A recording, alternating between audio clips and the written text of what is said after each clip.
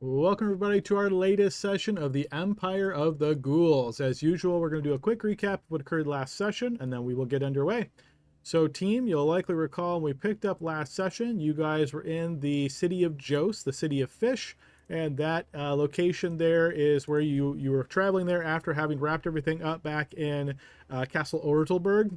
Once you guys returned to the city of Jost, you met with Jagoda Mazarik, who is the high priestess here in the Temple of Sif, and she essentially explained what the issues were going on lately. Predominantly, there has been some divination that has been done by followers loyal to Sif, and some of the sort of missives or messages that are coming from high on up, you might say, are kind of circulating amongst the clergy there. And in particular, Jagoda gets sort of this sense of foreboding from the north, and she feels as though you are destined, it is your destiny to go in that direction to put a stop to this nefarious plot by the Empire of the Ghouls. And so she has asked you guys to make your way to the north and head to this location known as the Reaver's Cave. It has traditionally been known as a location where criminals and other ne'er-do-wells have used as sort of like a storage and a base to operate out of. She arranged transportation for you all on the Osprey. This is a ship in command of Sigurd, the captain, and he has offered to allow you guys all to transport on his ship and take you where you need to go. So you guys did a little bit of sort of shopping in Jost and kind of settling some last minute deals. And I believe we had Caliban getting a suit of plate mail armor thanks to the extra suit of armor that was offered by the Archduke that previously Archgill had requested. And so, yeah, you guys then made your way to the harbor where you met the captain. The captain pretty soon invited you aboard, and you guys had significant amount of time to explore the ship as your journey was estimated to take you around 5 days or so, give or take with the weather. So you guys had a bit of time to kind of explore, check things around the ship, see what you wanted to see. And then we had essentially passages of time. So the captain, some of you guys offered to assist in various ship activities or jobs, though the captain did not seem keen on this at all. He didn't want you guys to aid him in any way. A couple of you that offered were given sort of low-end duties like swabbing the deck, or most likely, or most predominantly, I should say, taking the water out of the lowest level of the ship and bailing it out to make sure that the deck is more dry. It's never going to be perfectly dry and just not as nasty. You were also told how nasty that water itself is, because it's just water that is collected on the ship and leaked down there and gets in puddles. People step in it constantly, and probably other stuff in those puddles that you don't want to know about. But overall, just not a very pleasant place to be. So as you guys had your days here on the ship, you guys were able to try to secure a sleeping spot in the storage and sleeping quarters.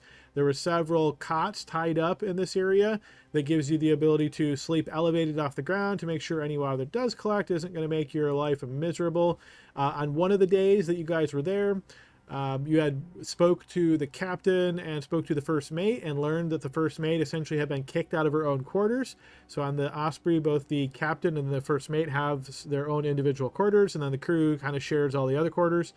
And as you guys got to the bottom of that, it turned out a gentleman arrived late at night one night on the harbor and offered a significant amount of money to Sigurd in order to secure the first mate's cabin for himself, and so the first mate was kicked out and made to hang out with the rest of the crew in the sort of common area.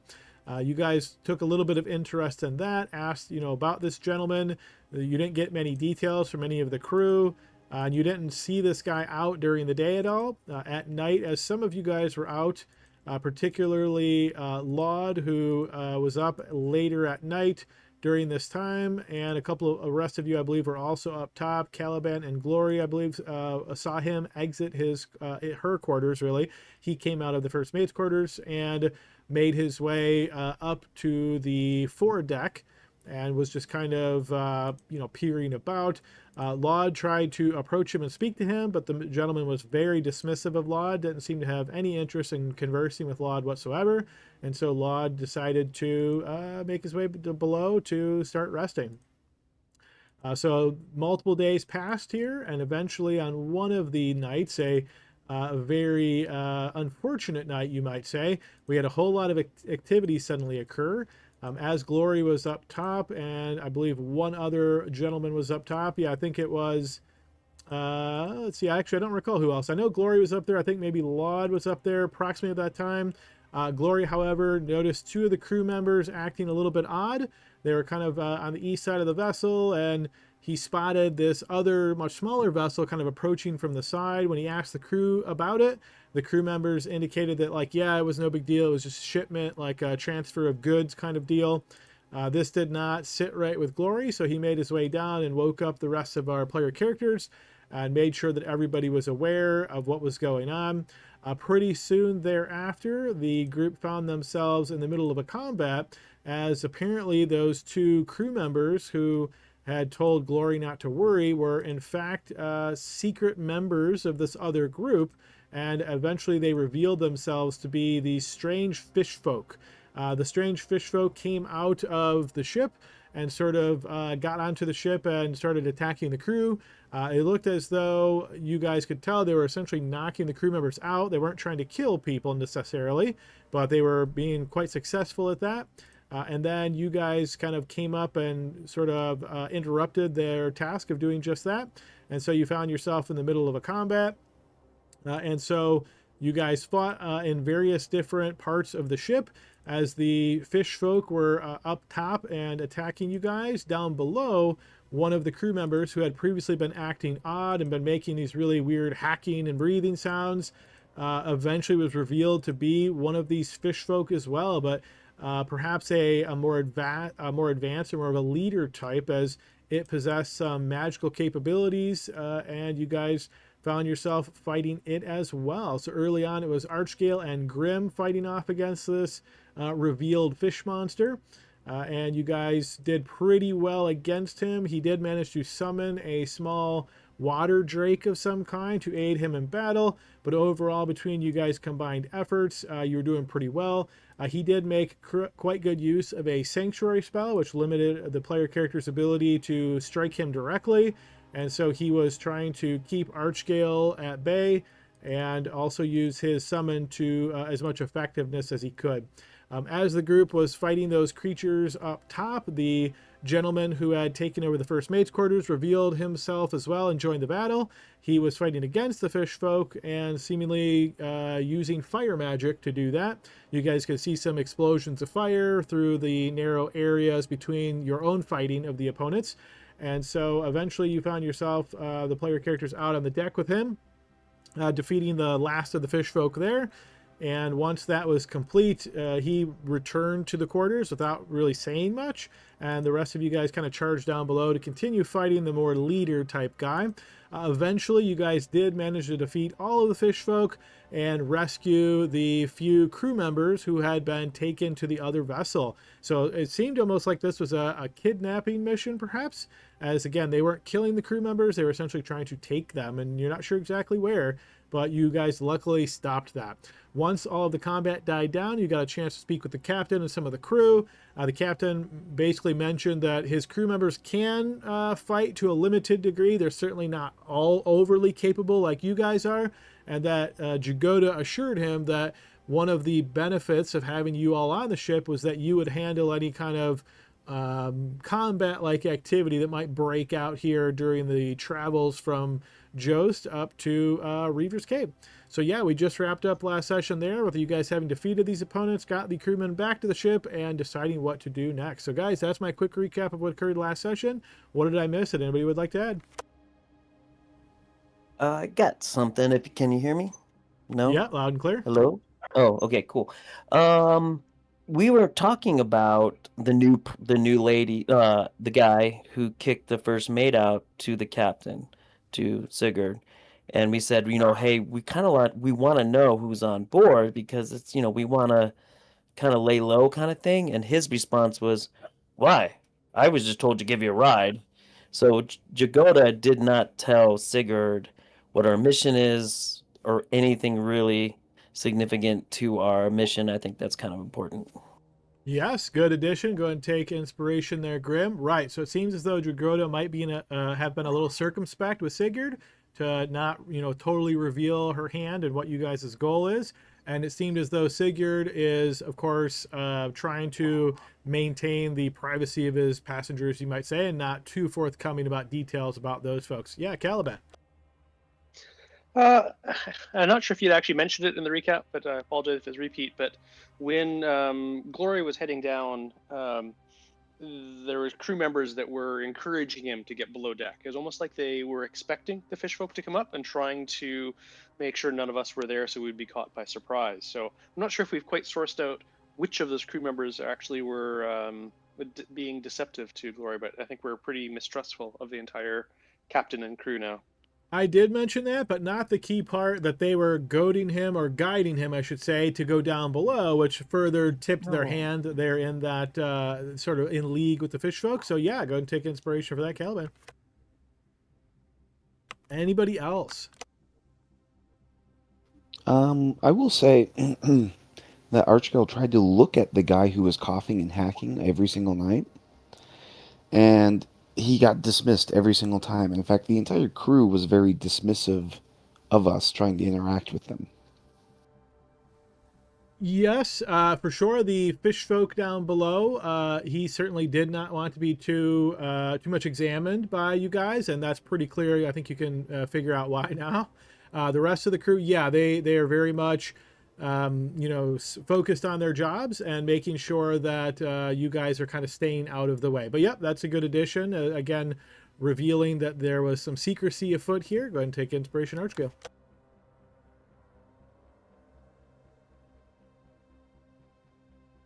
All right, last call. Anybody else want to add anything to our recap? All right, if nothing, then let's go ahead and get you guys back over to the map. You guys are still on the ship at the moment, so I'm going to bring you right over to there. All of the dead fish folk have been moved out for the most part. You guys have brought the folks that were on the ship or taken to the ship back over. And so, yeah, let's get you guys there.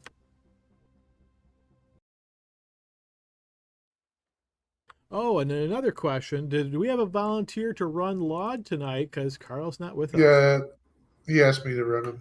Perfect. All right, let me make sure you have access to him.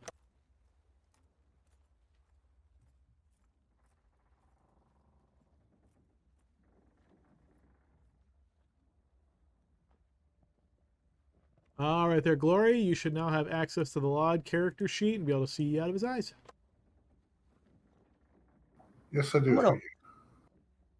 I'm gonna walk up to the first mate here, because she didn't really rise either during battle. I'll say, who are those people? You see, she kind of shakes her head for a moment, stretches out, and she says, "If I had to guess, I would say it was more of the deep ones, but I'll have to take a closer look. Has the threat been contained?" Yes, and I'm gonna tell you, one of your crew was one of them. He was sleeping right over there. You better take a head count. Right over where? Here? He was down in the basement area. He was the guy that Archie, come over here.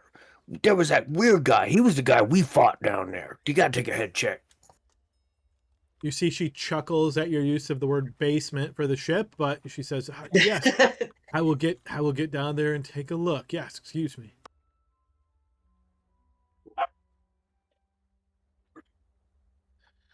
I'm going with her. Hey, Adam, did we search the? There was a body right next to me. I know it's off map right now, but did we search those? I don't remember. You guys have not searched the bodies per se yet, no.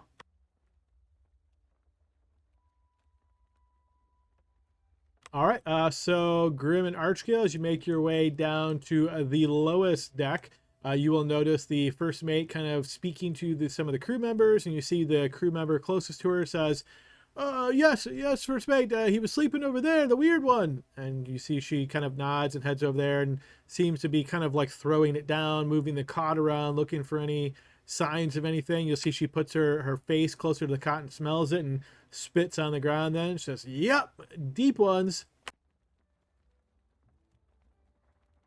You think that's the last of them? The last of them on the ship?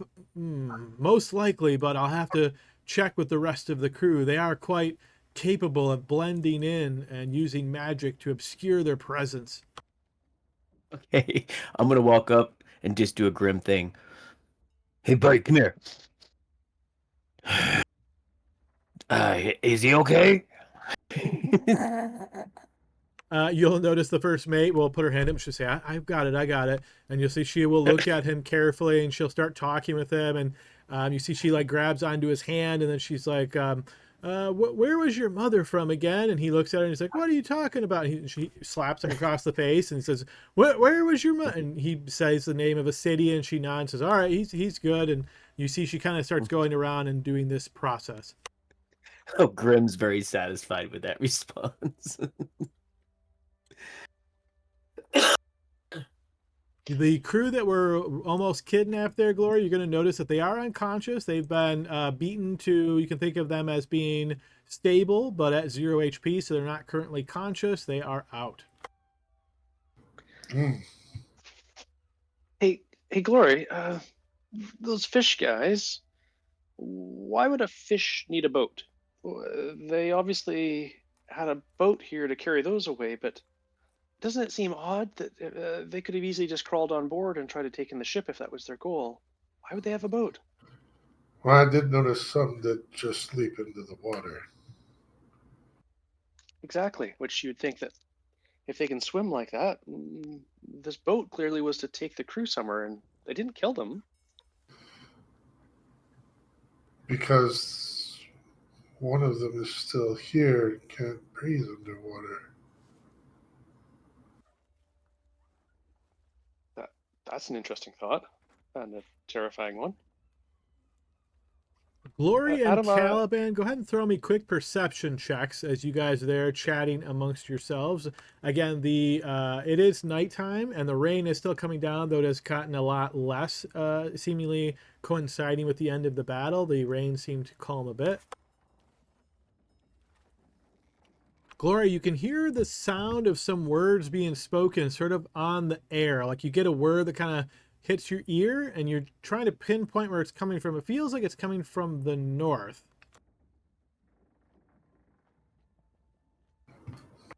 I'll motion to Caliban that I'm trying to hear something. And I'll motion that it's to the north.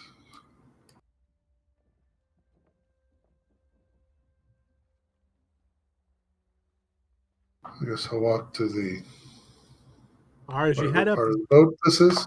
yeah, that is the foredeck. So as you get up to there, you'll notice this slightly darker part here. This is one level down. So as you're peering over this deck, you notice the captain standing right there. I'm going to go ahead and put him there, even though that's not like a legal space technically here on this map, but he is right there. And you can see his face is pointing this way. And he seems to be speaking at what he hoped was a low volume, but over the rain and the batter of the boat, he's speaking a little bit louder, and that's where must be what you've heard.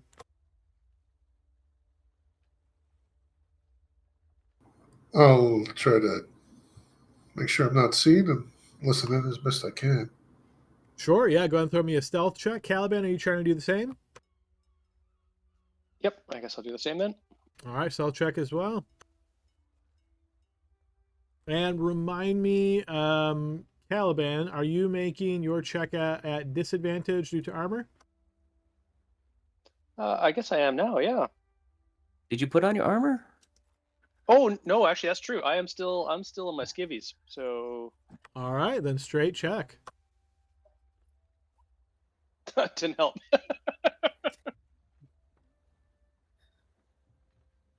My teeth are chattering.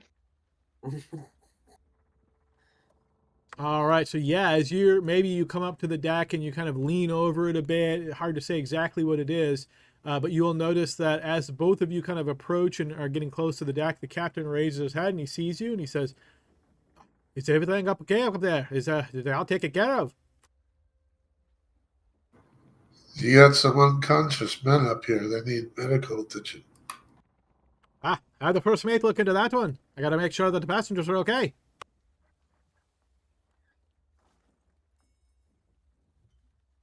Where would the first mate be? Probably down at the sleeping deck. That's where she got moved to. Yeah, check down there.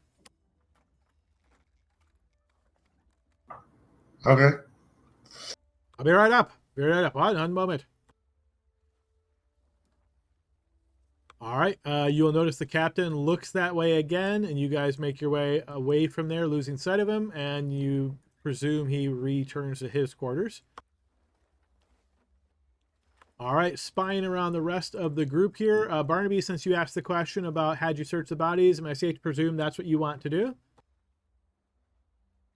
Yeah, I don't know where they are, but I'll go ahead. Was there one down here? I thought there was one that where I was standing earlier, like one of the main ones that got stopped. Sure. So if you're looking for basically the leader one, right? Most of them looked very similar, and then there was one that had a bit of a different appearance. So if you're searching his body, go ahead and throw me an investigation check. Nice. That's a high roll for me, I'm sure. All right, Yeah. I'm going to go ahead and use my inspiration that I was given from my friend. I may as well go ahead and use it just so I can get a 0 off the board. All right, fair enough. Go ahead and give me a reroll. It may not be high, but hopefully it just won't be a 0, you know? Okay, as you look over the body of this creature, you can tell it is humanoid in appearance, but it is certainly mutated, something along those lines. It doesn't look quite natural. You will notice hanging around the neck of this creature is this strange carved symbol. It looks like it is carved into some kind of driftwood. Hey, Adam, I don't know if you remember my my backstory there, but my guy does like to carve symbols and things like that. He actually carved his own of the elk on that is currently around his neck. So I'm going to go ahead and take that. Okay. Adam, I'd like Caliban to poke around on this smaller boat. Just check under the seats or if there's a storage compartment or anything on there. Sure, throw an investigation check as well.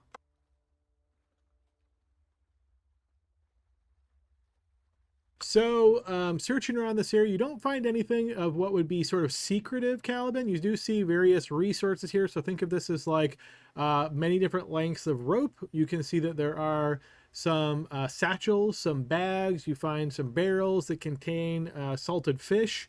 You can see that there is a barrel containing just water, and it's actually fresh water, not seawater. But you look around carefully for anything out of the ordinary or any documentation, anything like that. Other than just getting this constant odor of fish as you search this place, you don't find anything else of interest. Okay, yeah, I was hoping to find where they got this boat or where this boat came from, but no indication. Okay, thank you. As I'm watching the first mate, can I do an insight to see if she's being what I would perceive as in charge and thorough and concerned? Sure, yeah, throw me an insight check. I don't know if you would say she's being in charge, but she is certainly being thorough. She is not letting any crew members sort of get away with like mealy-mouthed answers. She's demanding like a fact about each one of them that she knows. So you get the impression she actually knows these crew members pretty carefully. A couple of them she asked multiple questions to, because the question maybe that she asked could possibly have been guessed by an outsider. So it certainly seems as though she is being thorough. And being satisfied, I'm going to head up and check on my companions. Can I use my battle medic and my healer's kit for each one of the two guys that are down to patch up the two crew members, stabilize them? Sure. So you're using this to allow them to expend a hit die to heal, right? Exactly. Yep. Yes, you can do so, and each one of them will become conscious after you apply your medicine. Easy there, sailor. You guys are okay. Hey Adam, on the necklace on the carving, is there a particular what's it a carving of? Go ahead and give me a religion check to see if you recognize this symbol. Okay. Again, a very high one, but no inspiration to spare. We'll see. Haha. You look at this carefully here, Barnaby, but it does not look familiar to you. You try to call upon like all of your knowledge of the religions, which I don't know that you've necessarily studied too much, but as far as the symbol itself, it kind of looks like a crudely carved trident.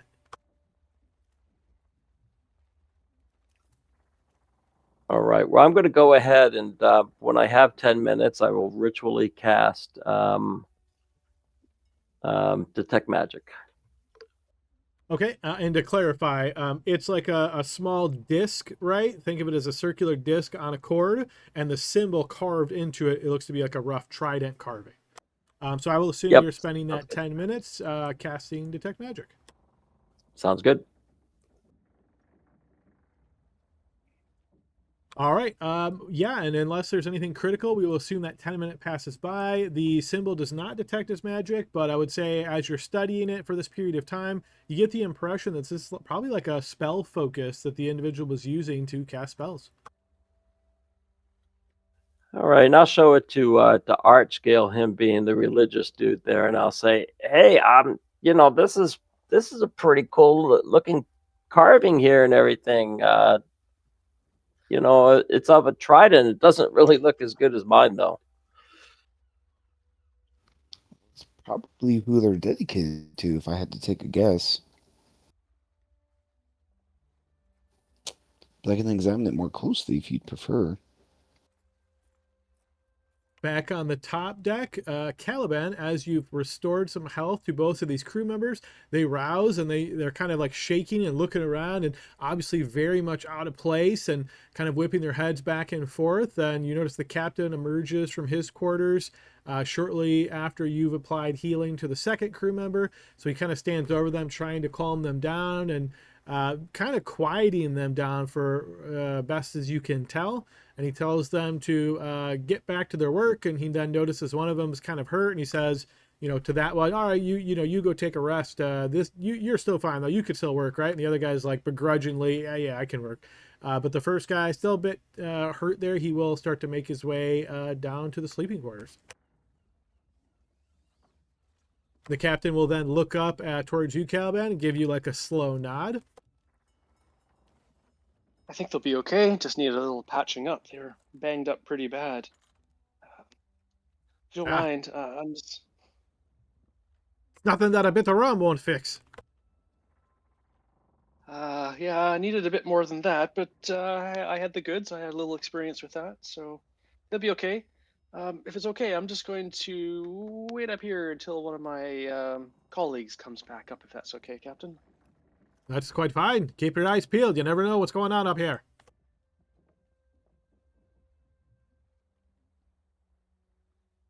All right. Things kind of slowly recede back into a sense of calm once again. The sea is still rough and kind of throwing waves against the ship, giving you guys a bit of a rickety experience here. But other than that, things seem to be mostly back on track. I'm ready to advance time unless there's anything critical anybody's wanting to do. Hey Adam, I will wind up showing my my new treasure there to Archgale, but also to the first mate there, just because she's, she knew this guy here, and I'm just going to ask her, is it okay if I keep this? I got this off of that dead blob over there. You see she eyes it and she says, yeah, yes, I don't care if you keep it. It's a bit surprising to see that on one of them, but it's all yours. Oh, what do you mean, one of them? The deep ones. They're not usually the religious type, or if they are, not of any religions that I recognize, though that one I think I do. What religion is this here? It's not magical. I checked. You see she narrows her eyes for a moment and she says, I'll have to confer with some of the crew and make sure my suspicions are correct. I wouldn't want to lead you astray by throwing out a wrong name. All right, but I want it back, okay, before I leave. Oh, I don't need to take it to get the information. I can just explain what I think it is, and they'll let me know if I'm on point or not. Wonderful, thank you. Adam, I'm assuming we would set up a watch now. Ooh, I wouldn't just- assume that, but if you want to, absolutely you can. Oh, yeah. Sorry, I guess that was more to the rest of the party. Hey guys, I think we should set up a watch, and okay, doing the watch. Although I would like to put my armor on before doing that. So I'm not sure if we're just advancing to the morning, but to the rest of the party, I'd encourage us to do a watch on deck.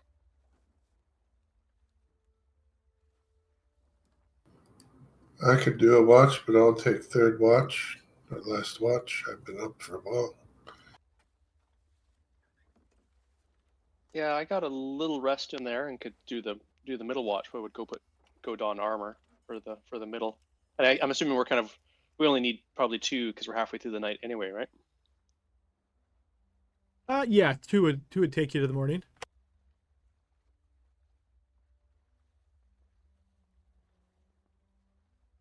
I can help with the watch. Yeah, so Caliban will go back down, get armored up, and then can come back and do the first every 3 or 4 hours watch, and then Glory would relieve him. Okay, fair enough. The two of you that are on watch, one after the other, go ahead and throw me perception checks to represent your efforts.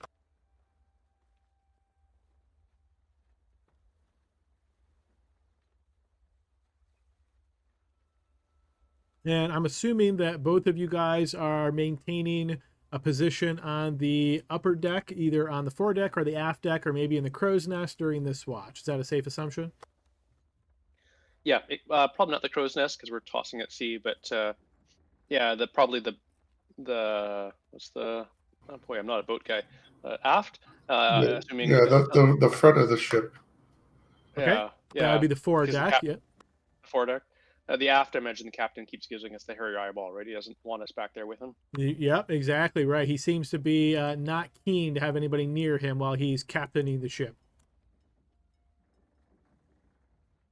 All right, so checking your results there. Caliban, your period of time goes by uneventfully so. Again, I will say that things keep calming down even more. So you're realizing that whether it was just bad timing or some kind of a storm that these deep ones brought with them, the sea has returned to relatively calm. Like, yeah, you get a few waves every now and again, but nothing that is out of the ordinary or concerning to you at all.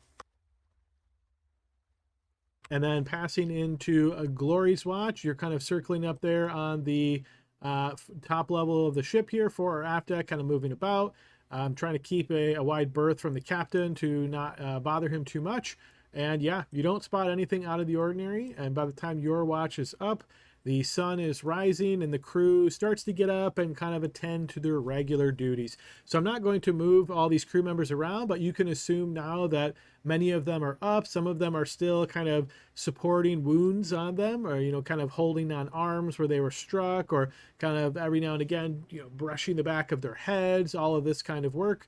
And they, you know, get back to their regular duties.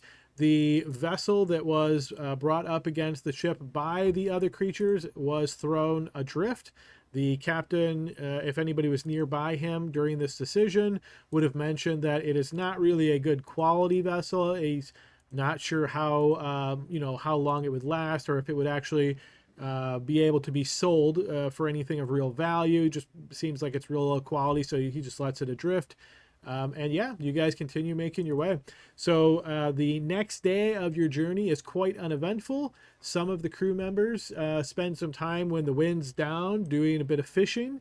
If anybody wants to partake in that fishing, you can go ahead and make a survival check to represent those efforts. Do we get a long rest though? Yes, it is the morning. Everybody does get a long rest.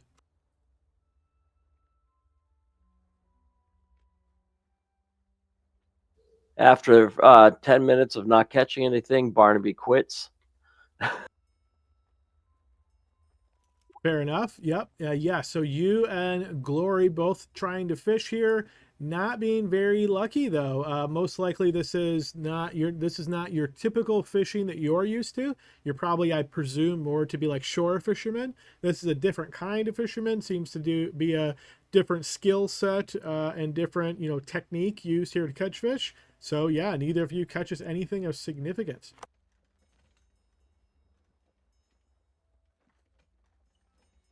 I'm gonna go up to Lod and say, "Are you gonna do that thing that makes me feel like I can run through walls?"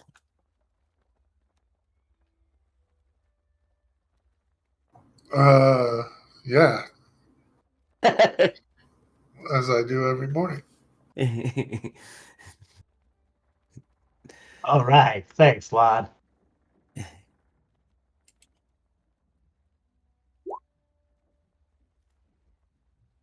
What is it called? That's one of the ones he does. The other one I think is Inspiring Leader.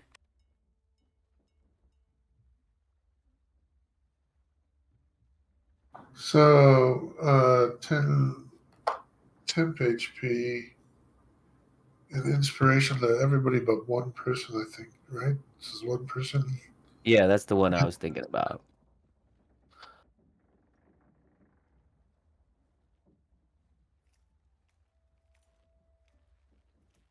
Excellent. You get better every morning. How much temp is it? 10. Thank you.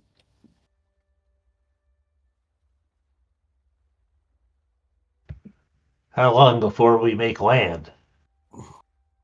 Your voice in this, I presume, to the captain. Sure. The captain will hear this as you kind of call from, say, mid deck, as he's at the aft deck, and he will call down. It's probably another day or so. It's not going to be too long. Excellent. Thank you for taking us. He gives you like a 2-finger salute off the brim of his hat and continues doing his duties here.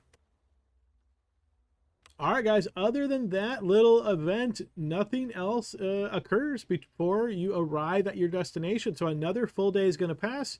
If for some reason another long rest is going to benefit any of you, feel free to take it. You arrive a distance away. So I'm going to put you guys back on the overworld map to give you an idea of where you're at.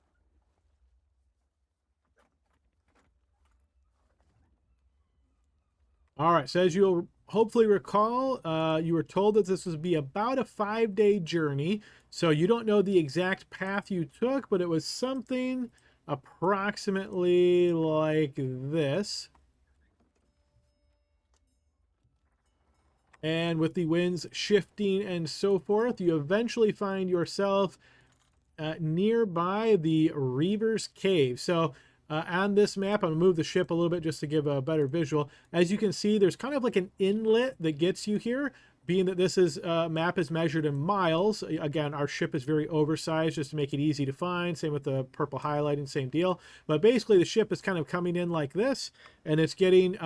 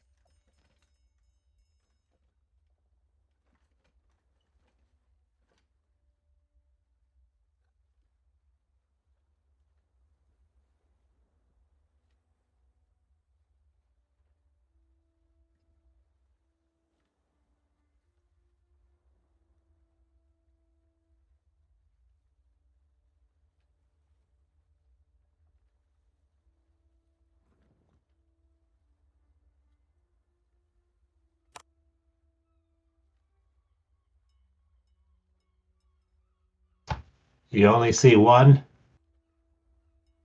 I see a fire.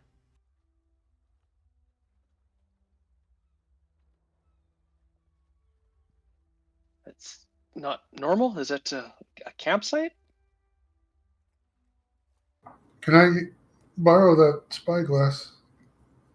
You see he narrows his eye very carefully and he says, "This thing is quite pricey. Just make sure you don't damage it or drop it, you understand?" I understand. He hands it over to you, but he hovers very close, Glory, like he's expecting you to drop it and is trying to grab it if you do. I'd be very careful. And I take a look at the shore. All right, I'm going to give you a quick description kind of as you guys are arriving, then to give you a little bit more details based on that. So the waves roll into thunder against towering rocky cliffs, which converge to form a precarious inlet. At the end of the inlet is a tall, tapered cave, a darker blot against the deep gray stone of the cliffs. A bonfire burns on a rocky beach alongside the cliffside, along the cliffside to the west. A trio of cages are suspended above the flames. The drippings of their contents add a sizzle to the fire's crackle and fill the air with a scent akin to roasting pork. All right, so as you're looking through the spyglass here, Glory, go ahead and throw me a perception check.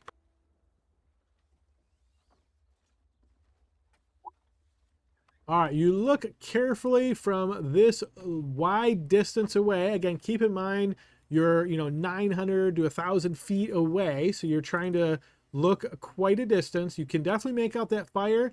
You think you can make out some movement.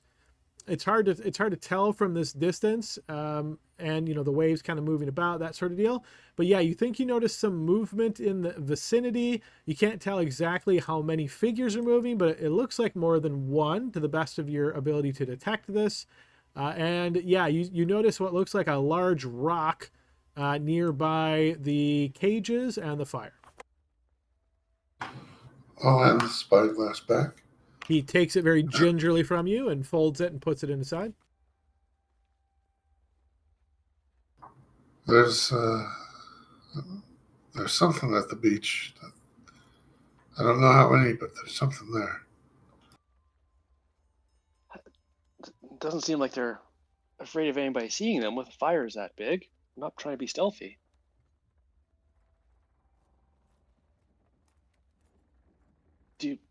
Do you suppose there were people in those cages? I couldn't tell. Should we be stealthy? How stealthy can you get us in there, Captain? You see the captain takes his eyes up and looks that direction again, and he says, "Can't get the Osprey that close. It's too big of a ship. Never work. I have a small side vessel we could row you down. You can row yourself on in, but if you do so, I'm sure you're going to be spotted quite a way. If you're trying to be all stealthy, like maybe we wait a bit till nighttime, with the sun down, then maybe you can kind of sneak on in, perhaps."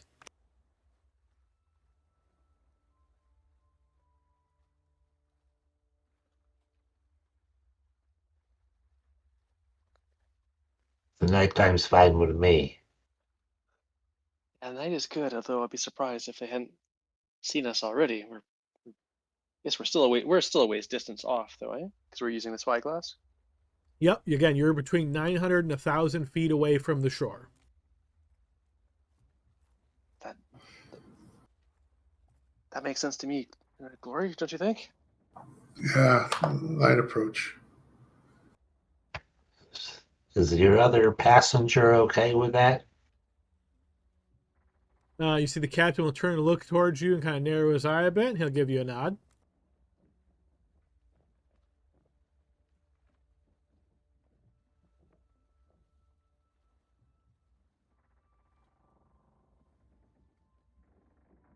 All right, so sounds like the plan is we'll wait till the night. I'll have the lads take the vessel back around a little bit away to make sure we're not spotted. And if we haven't been already, then we won't just sit here like sitting ducks. So I'll take the ship back around a bit, and we'll come back at night. We'll be close by, but not just sitting right here. By the time the night falls, and I'll make you guys the vessel, side vessel, so you can get in and make your way on in. It's going to be a little bit of a tight fit with all of you. It normally only fits 5 or 6, but 7 it'll be a little bit of a squeeze. But I'm sure you'll make it work. Can wait here for a bit for you, but I know your line of work is always quite dangerous, so I tell you that I'll wait in this area for 2 days. If you come back within 2 days, then great. If not, I have to get to go, and I hope you understand.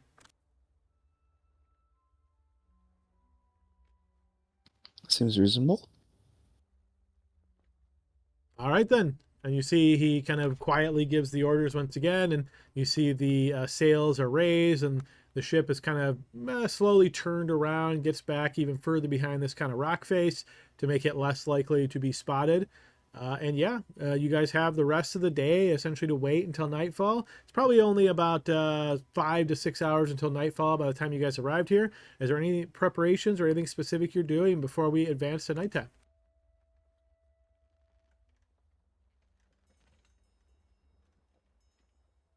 All right, hearing nothing, then I will pass some time and we will assume it is now nighttime. So, as the sun slowly falls upon you guys here while you're on the vessel, you can see things, the water gets a bit calmer, and you can see that the stars start kind of coming out, and eventually it is full on dark. The side vessel has been lowered for you. You can see, much like the captain said, it is going to be a tight fit. So one of you will be able to be in the front of the vessel and have kind of your own space. The rest of you will be kind of a little bit sharing space. It's not so bad that you have to mechanically squeeze, but you're not going to have much room to move around.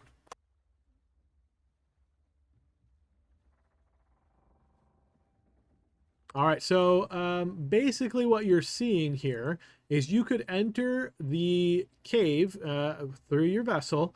You could row yourself in and stay to the east if you wish. That will be as far away from the bonfire, which is still raging. It'll be as far away from the bonfire as you can get and still get to the entrance of the cave. You could go more towards the middle, or you could try to get to the shore as quickly as possible. What are you guys thinking as a plan here? I think My- furthest away. That's my vote as well. Likewise, especially with all of us in heavy armor.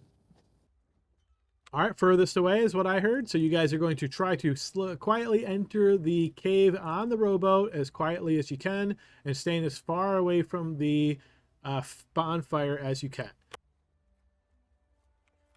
All right, with that in mind, I'm going to move you guys to a different map. All right, so this is the size of the vessel. These are your 7 tokens. You can feel free to move yourselves about if you like, as far as repositioning on the ship, on the vessel. This isn't really a ship, on the boat, we'll call it. And you can see where the oars are. So basically, whoever's sitting in the current Runak and Barnaby space, you two would essentially be the rowers. If you wish to adjust yourselves, feel free to do so. I will inform everyone, if they could not tell already, that I am a human and I do not see in the dark. So, somebody else should probably row and navigate, unless they want me to cast light. That would be against what we're trying to do. We'll lead you. Besides, you're not rowing. You just sit at the back there. Wonderful. I don't know. I can't see, so I don't know where the back is. You're in it. Just don't move. You'll fall off. I'm not sure why we have the 2 smallest characters rowing though. That It was just randomly Yeah. where you guys were put. So like I said, feel free to adjust yourself. I'm strong. Don't worry about it. awesome. We can. I do have a stay there. 13 strength, so I don't know. You know, Works for me. We have good line of sight over here. There's some benefits. Runak and Barnaby, go ahead and give me a charisma row check, and we'll see how you guys do. No, I'm just kidding. I can switch with Barnaby. Okay, go ahead.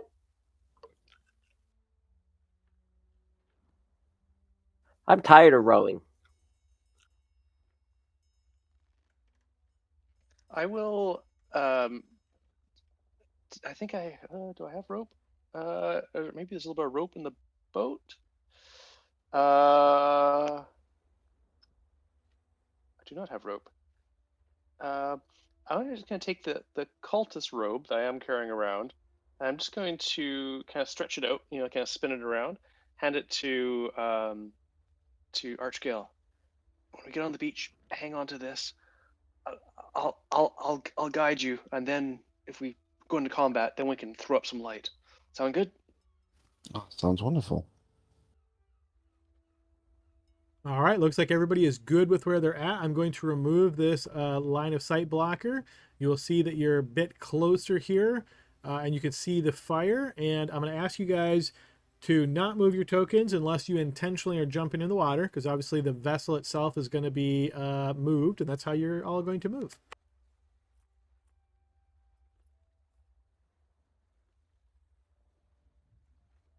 My bad. I meant to put my shield on, not cast shield. Sorry. No worries.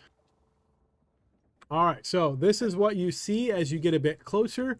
Glory, as you're getting closer, you recognize the big rock that you saw is actually some kind of giant boar. It is tucked down, kind of like curled up almost a bit. Over in that area, you notice 3 will look to be dwarves, and they are around this bonfire.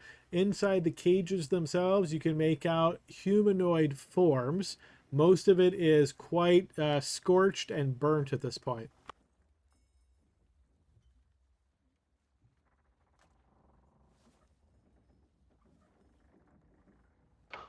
Let's row around and come at them from land.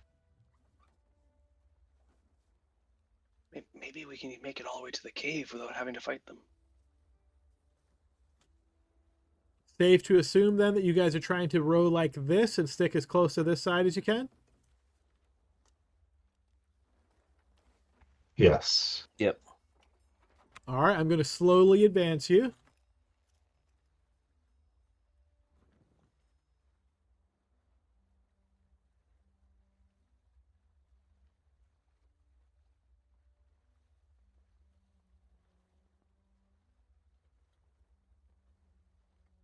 All right, as you're getting a bit closer this way, I'm going to ask for a team stealth check here. This is representing the efforts of the rowers to keep the oars quiet. It's the effort of folks who can't currently see to not make random noise, and everybody else to not make noise on their own.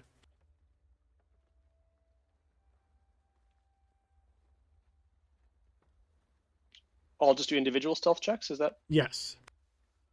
And if we're wearing armor now, it's at disadvantage? Yes.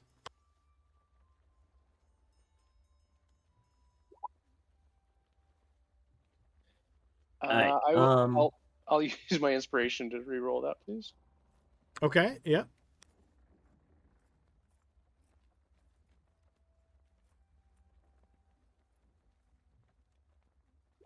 Jesus.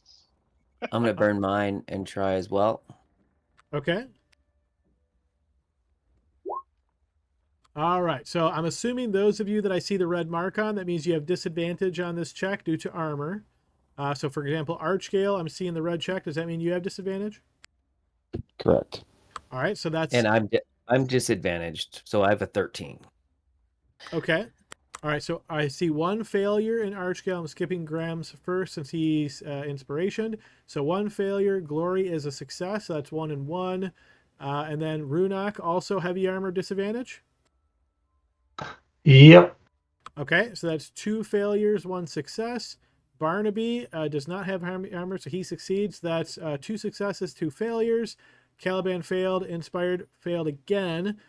Grim then succeeded. So I just need Laud's check as the tiebreaker to see if you guys have managed to get by here without being detected. Oh, yeah.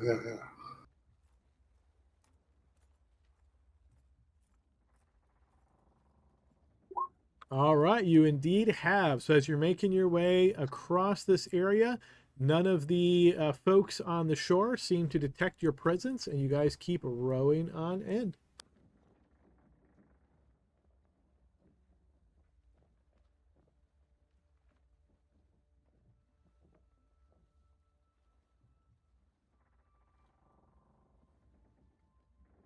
You're starting to notice that it's getting a little bit tighter as you get into the cave. You're having to angle a little bit differently, or as a team.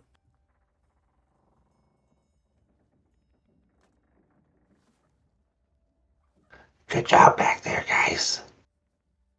All right, and this is what you guys see as you make your way around, assuming you can see right now. Let me know if there's anything else you're doing other than continuing to row. There's a ship. We park it over there. Adam, I did put on my shield earlier. I just want to make sure you saw that. Yep, no worries. I didn't see it, but I'm assuming you guys are, your typical gear at this point. I am going to do Awakened Mind and make a telepathic connection with Archgale Okay. and sort of telepathically describe what we're seeing as we enter into here. Lon's gonna give Graham bardic inspiration. You think I'm doing that good? Thanks, Lord. I thought so too. All right. I'll assume this is like a tap dance to try to be quiet. And yeah, you are inspired there. Good. All right. So one thing I heard so far is try to come over here. Is that what I heard? Yep. Okay. You guys do just that.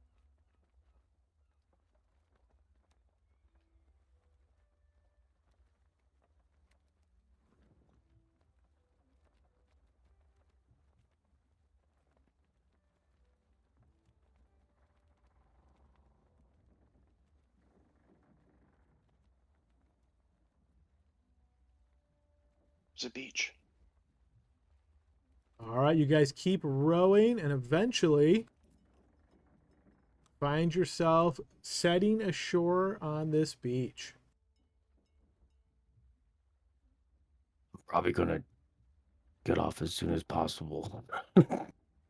You are free to move your tokens at this point. I'm holding a rope where Caliban is leading me. Yep. So I still cannot see, but I assume I'm going somewhere. Follow me. I'm gonna tug him to his. This is confusing. Tug him to his left, off the left side of the boat. Just rotating tokens to get you guys back to normal facing. Thanks. Here, actually, I'll just. Oh, there we go. All right, that should be everybody. Are you? Can you see me right next to you or not? You see nothing. Oh, I see nothing. It's pitch black. Could I, since he's attached to me, could I drag him along with me? You sure could, yeah.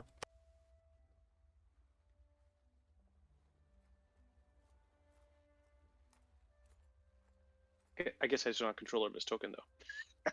Yeah, that's okay. I'll scoot him along as you're moving. Okay, perfect.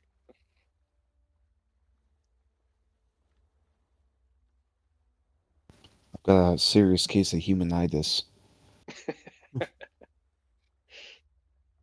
All right, as you continue making your way in here, guys, Glory and Laud at the front, you turn this corner with these steps. I didn't hear any kind of like stealth attempts here, so I'm assuming you guys are kind of approaching without, taking special precautions to be stealthy here. So as you turn this corner, you're going to notice this dwarf here is going to turn and spot you coming, and he gives out a holler. As he does so, I'm going to go ahead and throw us in. I'm going to open up initiative. Unfortunately, our macro is still not working, so I'm going to open this up. Let me clear it in case there's any still results in there. All right, and then I'm going to ask you guys to roll your initiatives.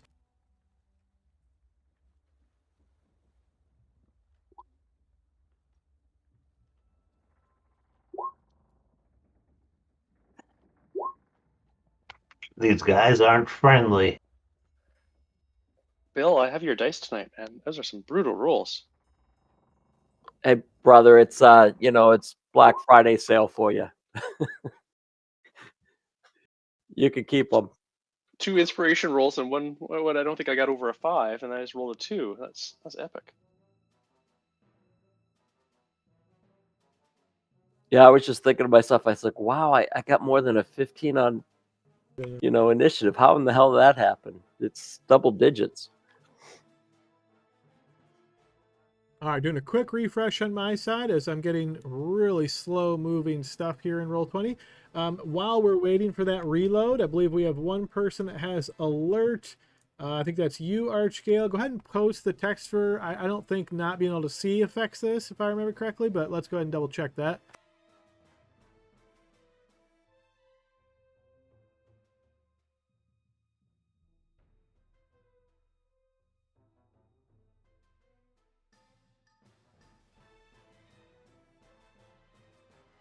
Yeah, you're not incapacitated, so you can still offer to swap with somebody if you like. Okay, I'll give it to Caliban. I'll take that. Thank you. I have a 2 and you have a 10, right? Yep.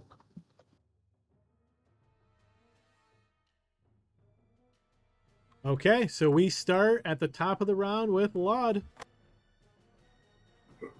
All right, Laud's gonna cast light spell on his on himself.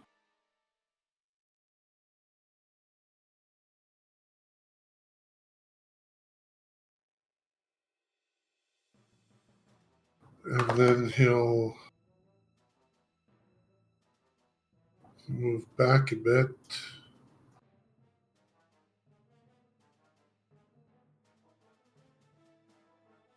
And he will end his turn. Okay, next up is Grim. I'll move 5, 10. Glory, what do we got? Oh. All right, boys, there's a boar in there and a couple people eating dinner. It's time. 5, 10, 15, 20, 25, 30. Free action, draw my silvered spear and try to skewer the dwarf that's trying to eat his porridge. Oh, if only it was porridge, but yes, go ahead and make your attack.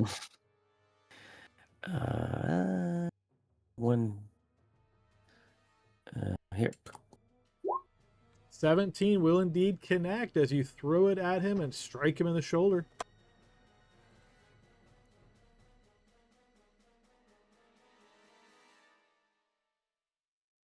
All right, the spear punctures into him, and you see he gives off this this sort of shout. Okay, up next is Barnaby. Grim always goes ahead. They're already alerting everybody.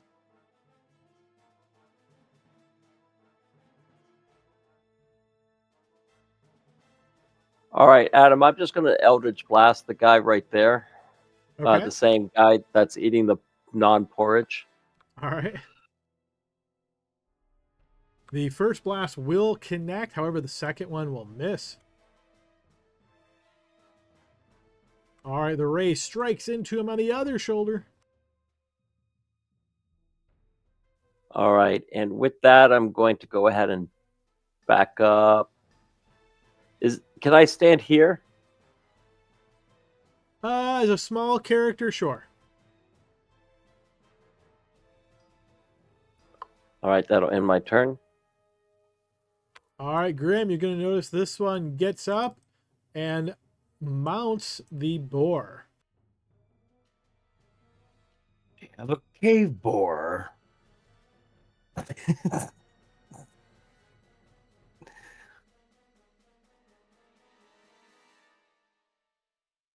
Okay, Glory, your turn. All right, I'll move ahead.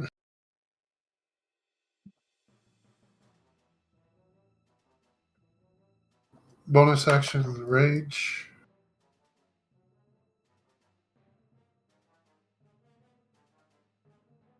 And then action attack that guy.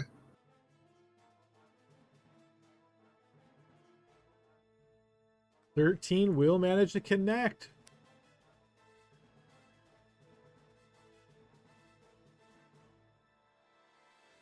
All right, your halberd slashes down, wounding him. Second attack will critically hit. Okay.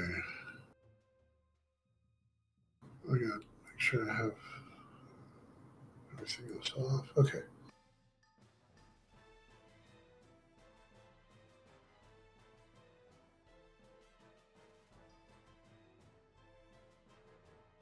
Okay, you've applied a bleed, but go ahead and roll your single damage. Or actually, no, this is twice as many, so just go ahead and post crit damage, and we'll... Yeah, there you go.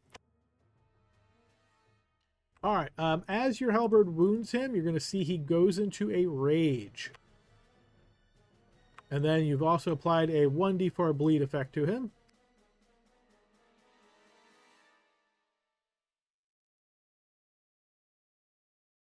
Move back one and return. Okay, Runok. Sounds like we're getting into it.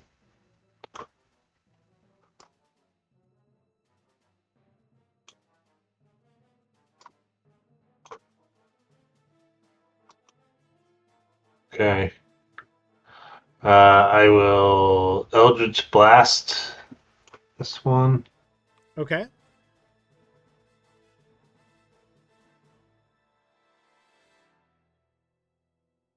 You fire nimbly around your companions, and both rays manage to connect.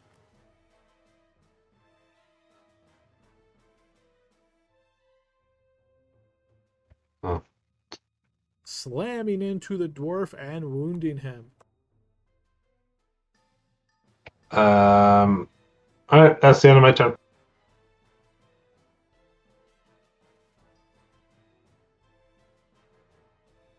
All right, Glory, go ahead and roll me a d4.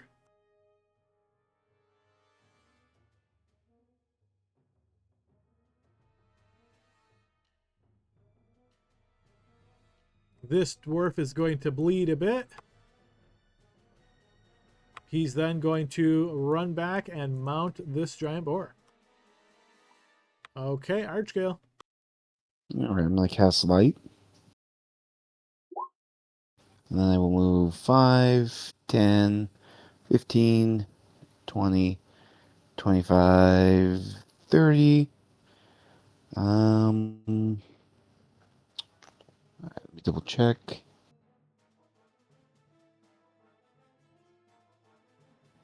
Let's see. Gotta find the spell. Make sure. And then I will cast Shield of Faith on Grim. Okay. And my turn. All right, Caliban. Archkiller, you. Oh, yeah. Okay, you're good. Never mind. And he will move on up. So 5, 10, 15, 20, 25, and 30. And he will cast Blade Ward.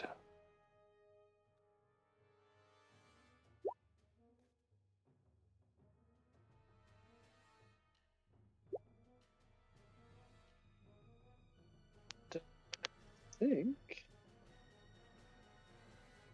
that's all I can do. I will end my turn. All right, top of the next round, Laud. All right, he's going to move.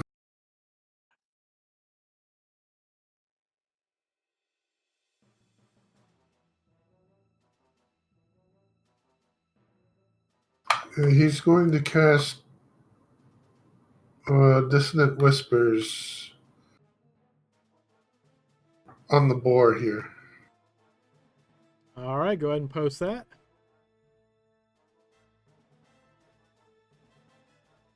Wisdom save DC 16. The giant boar will fail that save. Go ahead and post damage.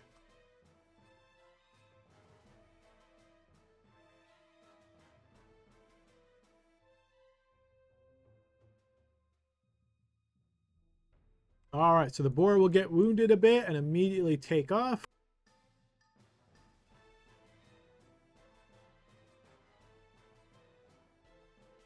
Okay, Grim. All right. Well. All right. 5, 10, 15, 20, 25 there. And I'm going to strike out at the boar. Okay.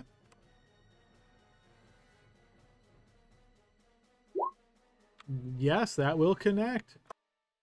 Okay. 8. 5. And he's sapped. Second attack.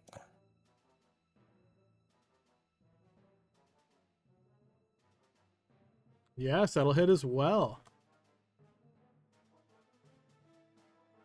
All right, your morning And I'd sword like to crashes into the boar, wounding it twice. shield bash him. please. Strength saving throw. He will fail that save. All right. And what were you doing with the push? Oh, prone. Thank you. All right, you knock him prone. You notice the rider is still in the saddle, but quite awkward. Barnaby. Alrighty.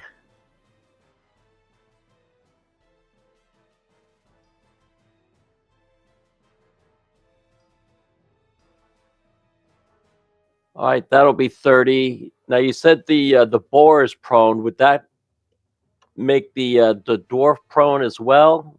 They are both How prone at the moment, yes. Okay, but this guy here, they're not prone over here though, right? They are not. Okay, so I'm gonna go ahead and Eldritch Blast that that dwarf that's on top there. Okay. Since that way there I won't have a disadvantage on the shots. The first shot will miss. The second will manage to connect. As the beam strikes into the dwarf, wounding him once again. All right, this guy is going to have to dismount, standing up from prone. He's going to then move 15 feet to here. And he is going to attack you on the flank there, Grim.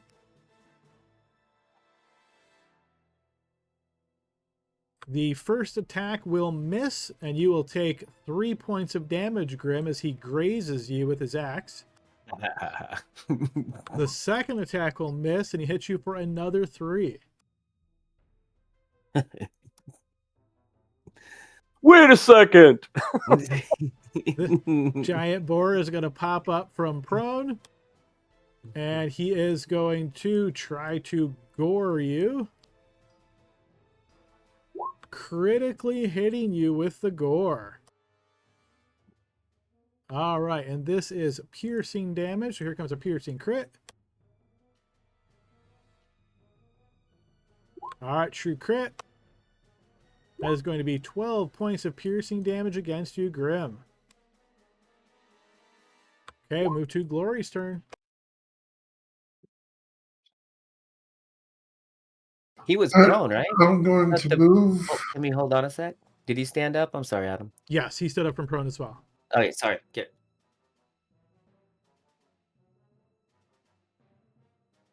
I'm going to attack the boar. Okay.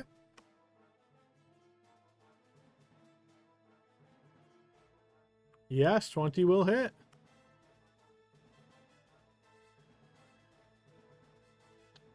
All right, that will wound the boar, and upon wounding him, you will notice he goes into a rage. 18 will also hit.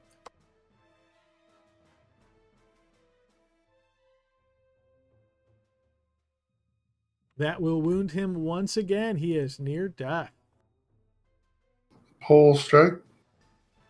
Okay, that will hit.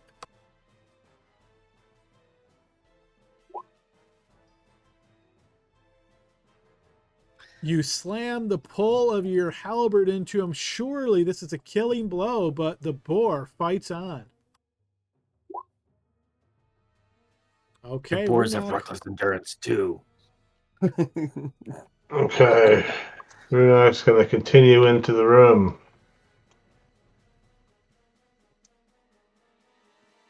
Make sure that guy doesn't leave. We'll get to here.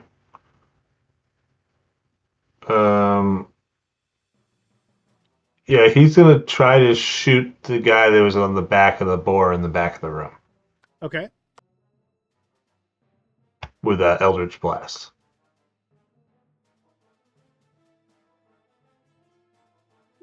Yes, both of these blasts will manage to connect.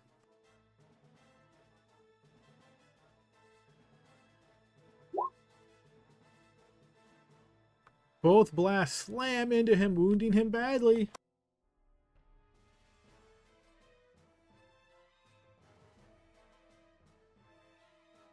All right, that's the end of my turn. All right, no longer affected by the dissonant whispers. This boar is going to turn and charge at Glory. Reactive strike. All right, so you're attacking the boar. Go ahead.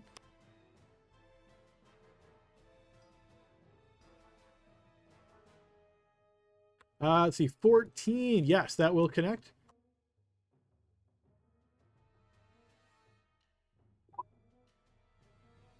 That will wound the boar. As you wound him, you're going to see he goes into a rage. And he is going to try to gore you. 20 is going to hit. All right, so you're going to take 7 damage from the gore plus another 9 damage for a total of 16 points of damage. You're raging, so we'll cut that down to 8. And you are also knocked prone.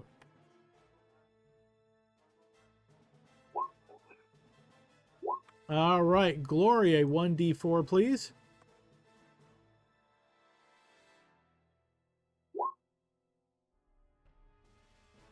All right, that will wound this guy again as he is still bleeding. He is going to swing down at you while you're prone.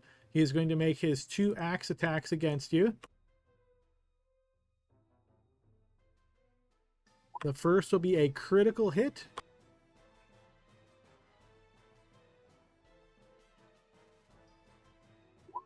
All right, twice as many damage, and you have a 1d4 bleed effect. All right, here comes the damage. So that will be 9 points of damage to you since you're raging. Second attack. That will also critically hit. It's one of those nights. Good thing he's raging. Holy crap. Max plus normal. So I'm going to post a normal, and we'll calculate max. All right, so his max is 15. Or actually, his max is 12 plus that 12, so 24. You'll take 12 of that.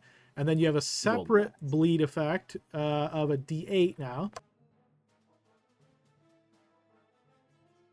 So he has really cut you open here, Glory. And we move to Archgale. All right, movement. Maybe if I select my token, 5, 10, 15, 20, 25, 30. And then,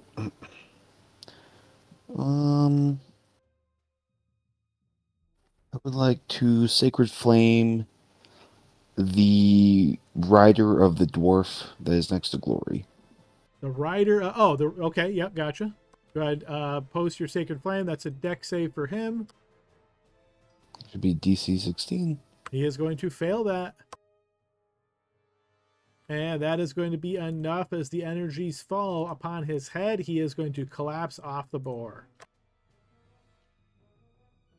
Okay, that's an action. Everyone else, well, everyone looks good for now. I'll end my turn. Okay, Caliban. Caliban's going to charge in. 5, 10, 15, 20, 25, 30. And I'm going to snake the boy's kill here. I'm going to attack the boar that's gravely wounded for my first attack. Okay.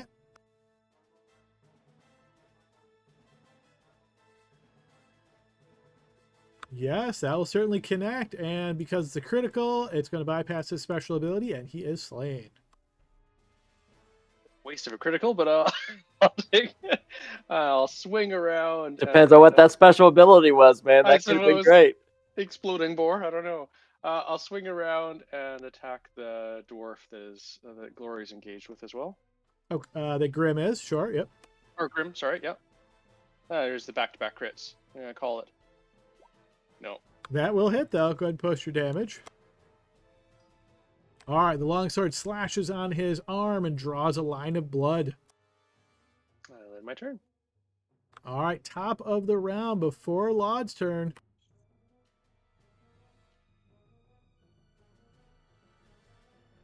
Okay, Laud's turn. Well, he'll move up to here, and they'll target this dwarf with vicious mockery. All right, vicious Uh, mockery. Wisdom 16. He will fail that save. He will be wounded by the insult and have disadvantage on his first attack. Okay, Grim. I double what he said, you little prick. I'm going to push the table around and move over here. Gaining the flank, and we'll swing out with my Morning Star and smash him. That will connect.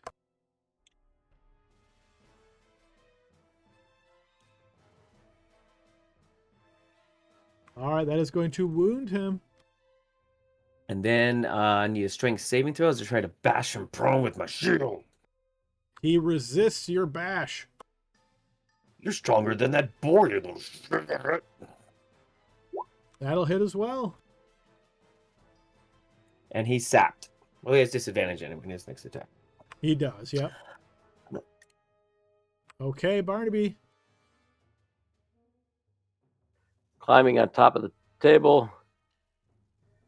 I'll come over here and I will stabby. 24 will connect. The blade punctures into the dwarf, wounding him and causing him to go into a rage. All right. I have advantage on this run here due to Vex. 25 will hit. Wounding him a second time. You could just give up, dwarf. In response, he is in a rage. He's going to attack Caliban. So Caliban, he turns his efforts on you. First attack will be straight up because he has both advantage and disadvantage. 21 is going to hit Caliban. Except for the blade ward. You have Blade Ward up. Okay, so that allows you to subtract 1d4. So that will miss, and then you're going to take 3 points of damage. Take 3 even though he missed me? Yep, he is grazing you with his axe. Okay. Sounds good. Not good, but, you know. Not bad, but not good. Haha, missed me. Wow. Why did that hurt? And then I'll let you make a Constitution saving throw to see if you maintain concentration on Blade Ward. Oh, yes.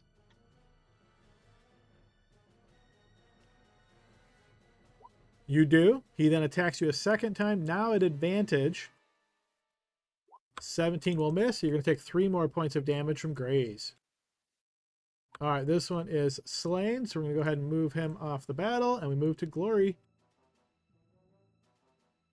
I'm going to bonus action Warrior of the Gods with 3d12. All right, at the start of your turn, I also need you to roll a d4 and a d8, and this is going to be bleeding damage, so it's not going to be affected by your rage. Just take off however much you roll in the d4 and the d8.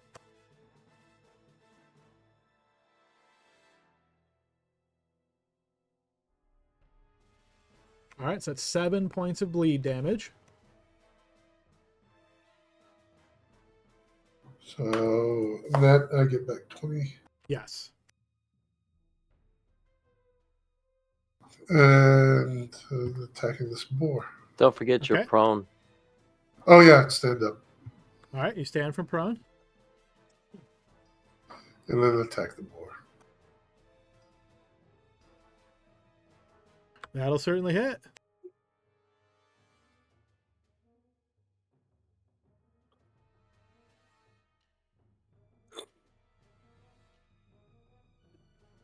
All right, true crit. Go ahead and post your crit damage. A mighty blow slashes into him, wounding him badly. Second attack. That will also hit. What? What? That's 4 for you specifically?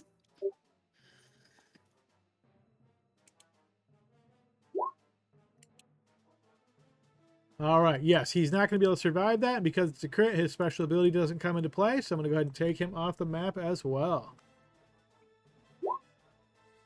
Okay, Runok. Runak nods in appreciation with the quick work he made of that boar. I'm gonna go, hey, hey, hey, run over here. Get the flank. Swing with the greatsword. That'll connect.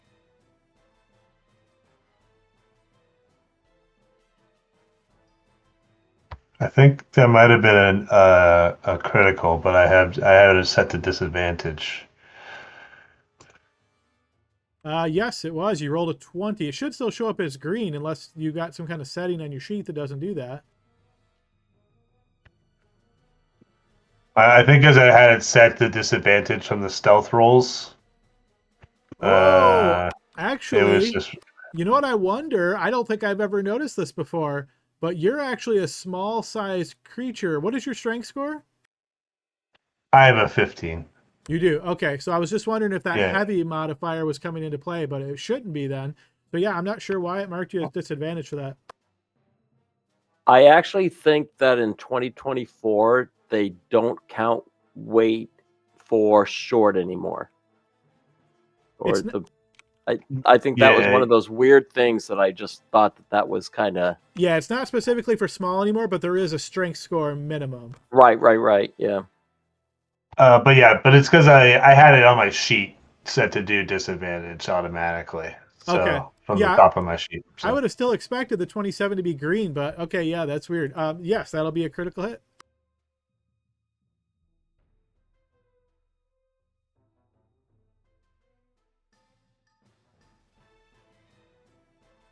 All right, twice as many damage dice, and he'll take a bleed. All right, so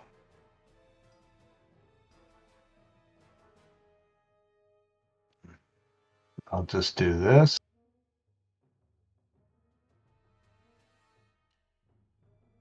And then roll another 2d6. Okay, yep, that slashes into him significantly.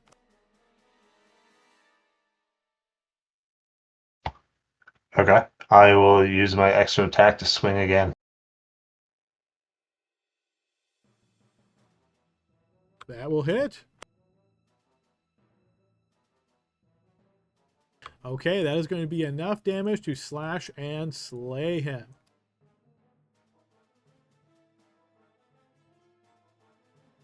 Ah! And Runak takes a bite out of him. A quick nibble with Grit. no action, but okay. I grin with approval. Anything else on your turn here, Runok? Nope, that's the end of my turn. Okay. Sorry, I thought we were out of combat. Archgale, you see the last obvious enemy fallen. What would you like to do? I'll move 5, 10, 15, 20 to here.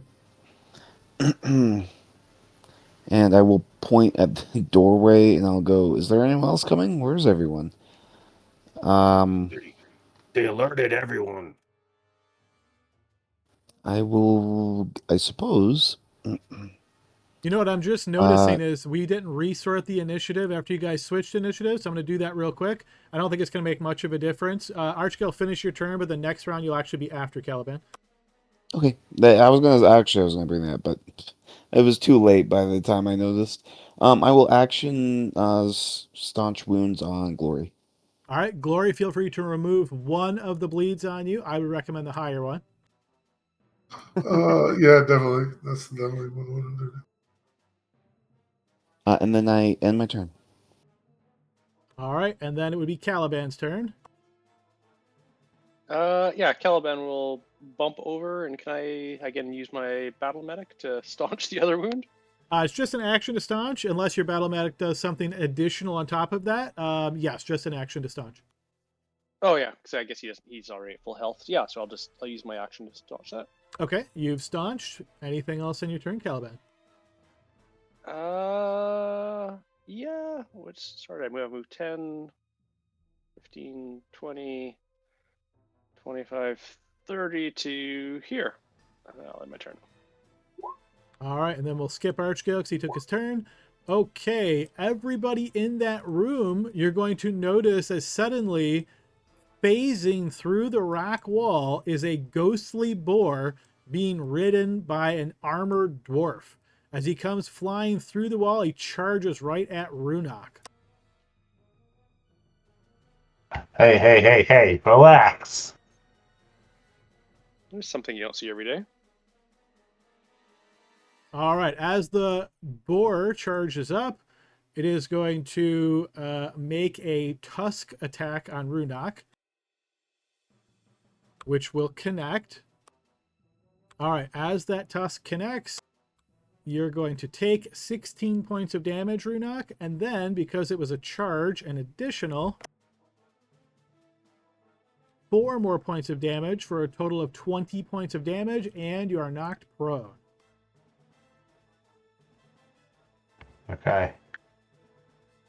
All right, that is his turn, and then we move to the next turn, which is the armored dwarf on top of that boar, and he is going to attack you, Runok. Looks like we got this moved. I'm going to move him back where he was. He is going to attack you down, striking down upon you. All these attacks. I'm gonna spend a lucky to give disadvantage. Okay, you do so. His first attack will be his great axe. This will be at straight up then. So that is a 16 against your 16 AC, so that will connect. At least it's not a crit, dude. That's going to be 16 points of slashing damage against you there, Runok. His second attack will be a great axe attack, now at advantage. That will also hit, striking into you for 12 more points of damage. And then finally, he is going to lean. On that last one, I will do Hellish Rebuke. Okay, you're using your reaction to Hellish Rebuke. Okay.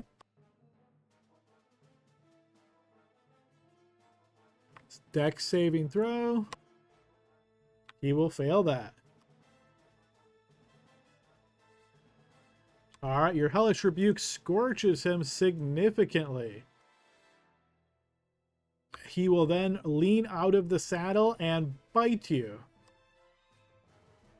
which will also hit for 8 points of damage. And you'll notice as he bites into you and tears off a piece of your flesh, are you down? Yes, that downs me.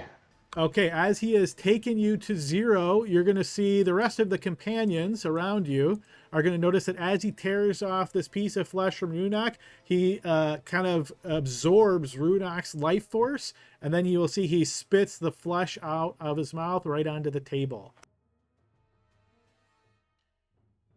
Wait, I'm sorry. It doesn't down me. I'm sorry, because I have temp HP from Laud. Okay, so we'll retcon that. Sorry about that. He is still going to absorb life force from Runok, but not as much. All right, that is his turn. Start of the next turn before Laud's turn.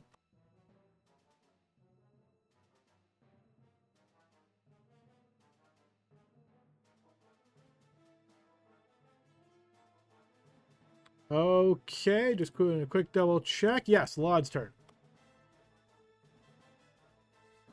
Okay, I'm gonna cast. Let me look at this again.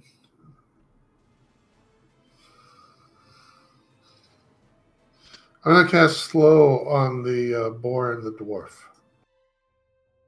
All right, slow on the boar and the dwarf. Here comes some saves. Wisdom saving throw. The boar will be affected.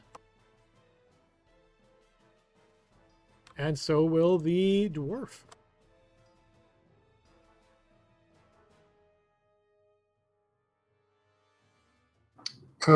Inspiration to Runok as a bonus action. Okay, Bardic Inspiration to Runok. I don't know if I could do it. All right, after Laud's turn, but before Grimm's turn, the rider is going to use a legendary action to strike down at Runok. I'm gonna spend another luck. Okay, you spent you spent it, and that means it will miss. Grim, your turn. All right. I move here for the flank on the rider, Adam. Yeah, okay, he's essentially in the center, so yep, I'll give you that flank. All right, that checks. All right, looks like I'm going after you, you disgusting pig. 1, 2, 3 will hit.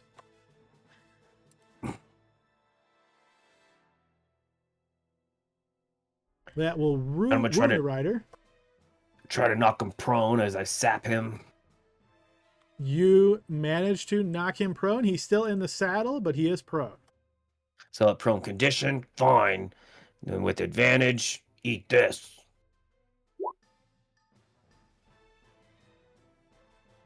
Yes, that will hit. Smash into him, wounding him once again. As you do so, you're going to notice he goes into a rage. Well, I guess we just pissed him off.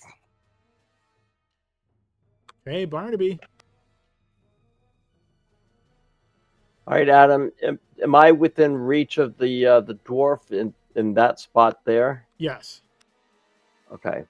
And so since he's slowed and since he's there, I'll get the +2 for him being slowed, and I'll go ahead and attack him. Okay.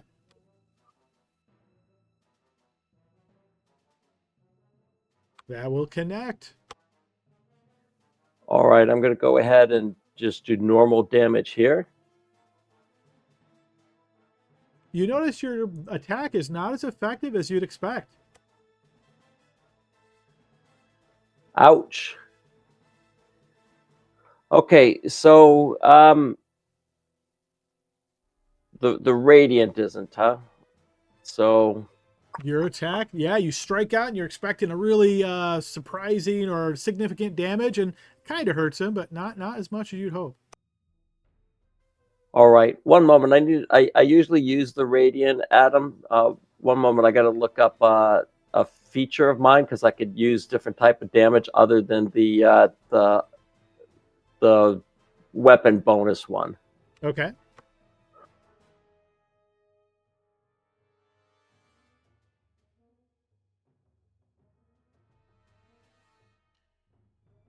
It might take me a little while to take a look at that. So I think I could use, do you remember I could use different types of damage I thought it was on that? just the base of the weapon, or you could switch it to Radiant was my thought. So I would think it's just piercing Radiant based on my knowledge. No, it's Pack of the Blade here. I think it is. One moment. I think it's this one here. I just always use Radiant and everything. I just haven't changed it. I think I could use, Necrotic, Psychic, or Radiant damage. So Okay. my next attack, I'm going to go ahead and go with Psychic.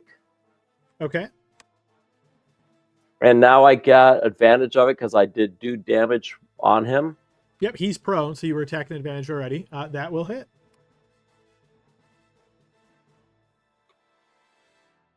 Once again, you will notice it's not as effective as you'd expect.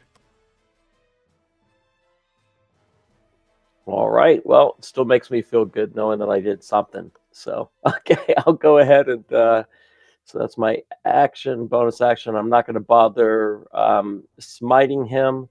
Just does he look undead when they? Well, it doesn't really matter. I'm not going to do it. So, all right, Adam, for my bonus action. Sorry, this one here took me a long time. It just took me, off guard in regards to the psychic part. But I am, as a bonus action, I'm going to go ahead and cast Shield of Faith as well. Okay.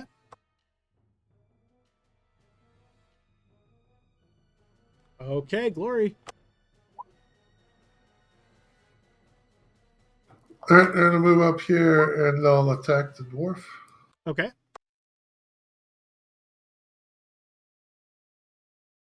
Yes, that will connect. Much like your companion, you notice you're cutting into him, but he seems extra resilient. I'm going to keep attacking. That'll hit as well. All right, hitting him a second time and wounding him again. Pulse strike. That will miss. Good to get that out of the way. In my turn.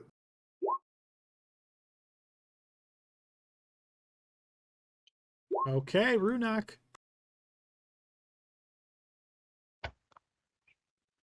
Runak will move up here.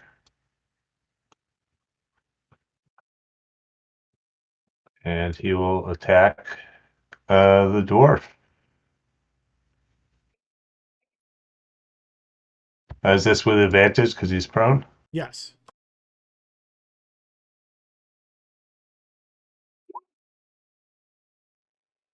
I will use my bardic inspiration.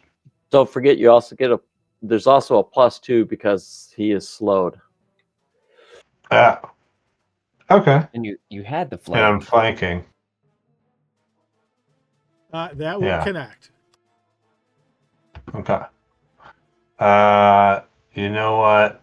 Let's not leave it to chance. I'm gonna do something I haven't done before. I'm gonna do the Eldritch Smite. So I'm gonna expend one of my spell slots and do extra damage to him. Okay.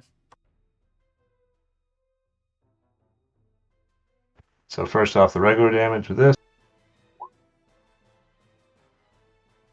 That will wound him. And then Eldritch Smite is 1d8 force damage plus 3 more. So 4d8.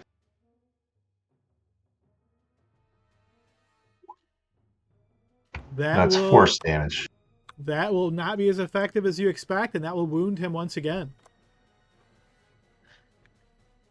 Look at that. I'm going to use my extra attack to attack again with advantage. That will connect. There you go. And that will be enough to slay the rider. Nice. You don't come at the heroes like that. I will use second wind. That's my bonus action. Okay.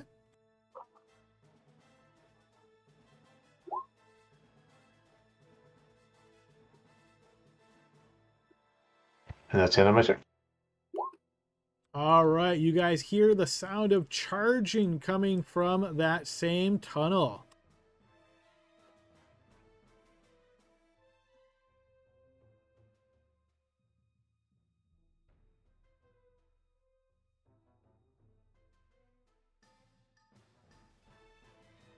All right, so this boar is going to turn the corner. Doesn't get an actual charge here because it's not moving in a straight line, but it does have enough movement to get there and still attack.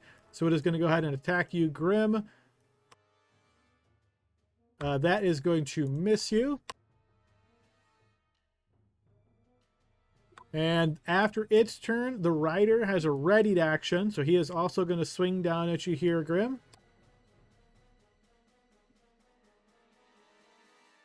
But that will not connect as well, thanks to your fancy armor. Move to Caliban.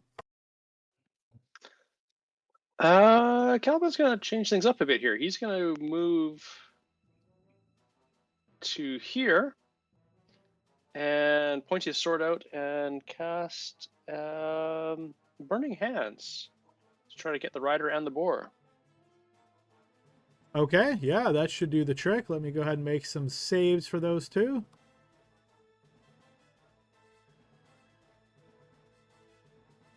The boar will fail his save. And so will the rider. Yeah, let's see, 12 points of fire damage. So as the fire races out, it is going to scorch both of them. Use up the spell slot there, and I'm gonna then pivot around them. They're sort of half cooked. I'm positioning myself here. Is that? Actually, maybe one more to here to get a line flank with Grim. Yep, that'll be a flank spot. Yep. And my turn. All right, on this boar's turn, you're going to notice that it turns insubstantial, and it is going to move this direction, charging towards Laud. No opportunity attacks because it's insubstantial. It is currently slowed, which means it can only move half of its speed, so it will manage to still get there. And then I think it said it can only take one attack. Can either take a bonus action or action, but not both. And only one attack if it takes the attack action. Okay, so it is going to attack. That is going to be a 14 against Laud's AC of 14. That is going to hit. That is going to be 10 points of damage against Laud.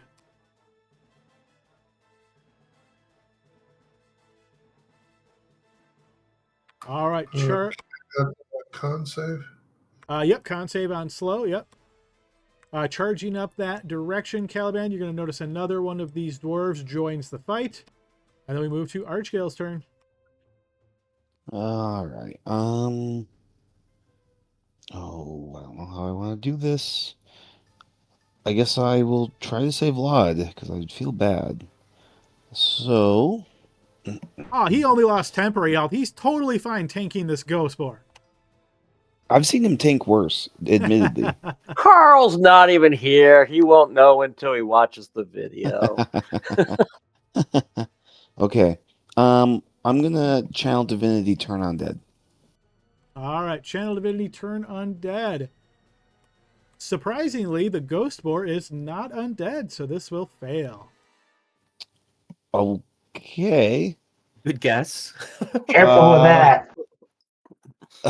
Well, you know what? Shame on me for thinking that. And then I will second level healing word on Runok.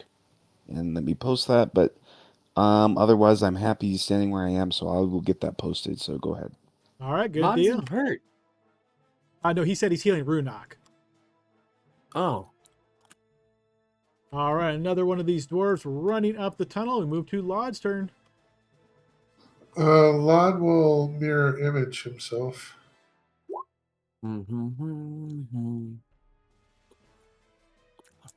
Okay, he is now mirror imaged.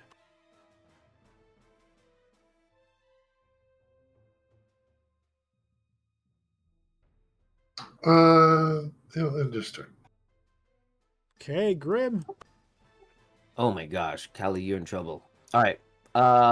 I'm gonna attack the boar with the flank. Okay. Yes, 18 will hit.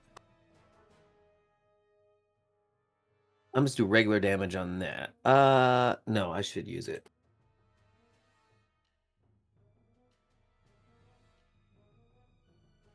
Morningstar then will the swing- smash down, wounding him. I'm trying to bash him prone. Yes, you managed to knock him prone. All right, now that they're both prone, technically, he's still riding the boar, but he's in the rider's in a prone condition. Yes. All right, I'm gonna swing out at the rider now.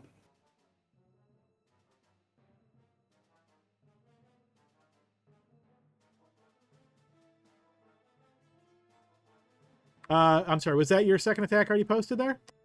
Yeah, for the rider. Oh, on my the bad. dwarf. There was so much stuff in between your first and second attack. Yes, that'll certainly hit. All right, that will wound him as well. And I'll sap him. All right, he is sapped. Okay, then next up is Barnaby. All right. Even though I know that there's that wild boar in the background, I got to take advantage of that that prone condition there. Is this good enough to get the dwarf? Yes, he is technically in the center of the boar. All right, so I'm going to go ahead and swing with my rapier. You And swing this with is the gonna be- rapier, which makes it very hard to hit because it's a piercing weapon. But let's see how it goes. No, I can still hit it, just less damage. No, Ah, just kidding. fair So- enough. all right, it's like hitting with the broomstick instead of a quarterstaff, right? Right, All right, so right. I'm gonna go ahead. I'm gonna go ahead, and this is gonna be psychic as well. Yes, this will puncture right into him. All right, now I have advantage on this one, so it's triple advantage, right? Yep, he is prone as well. So yes, he's looking badly hurt, and he goes into a rage. And yes, that will damage him once again. All right, and I give him the finger with my bonus action. All right, we move to Glory's turn. Okay, I'm going to move up to there. Is that flanking?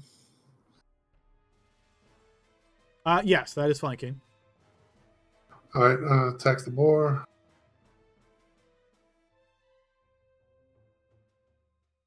That will, oh, with flanking, yes, that will connect as your halberd carves into the creature.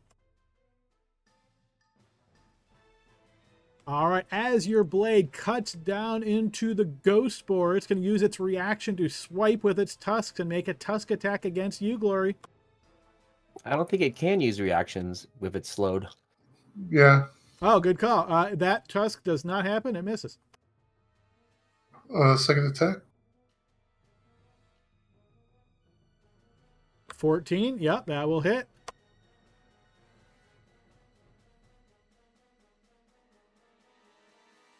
Halberd carves into it once again. And pull strike. Yep, that will hit without the flank. And you buttress it with the back of the halberd. All right, this guy's turn. Remember, he's in the center of the boar. So he is going to essentially sit up from prone. You can think of that. So the boar is still prone, but he is going to right himself. He is then going to attack Barnaby. 21. That is going to hit Barnaby. He's sapped. He is sapped. Okay, so first attack would be a 13. That will miss Barnaby. Actually, no, he's raged. So that is not disadvantage. That cancels it out. So that actually is a 21. So that will hit. All right, so he will hit you, Barnaby, for 8 points of damage, and then immediately cleave onto Grim. Critically cleaving Grim. What?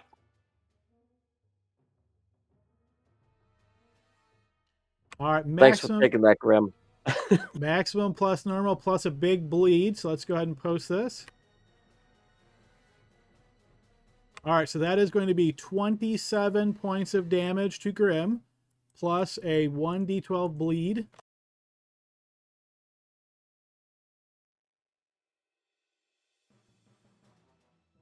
Damn. All right, Missed you, hit me. his second attack will then be at Barnaby. He's no longer sapped, so now this is advantage because he's raging. 16 on Barnaby. Miss. I have a 20 right now. 20. All right, so that swipe will go over your head. Runok.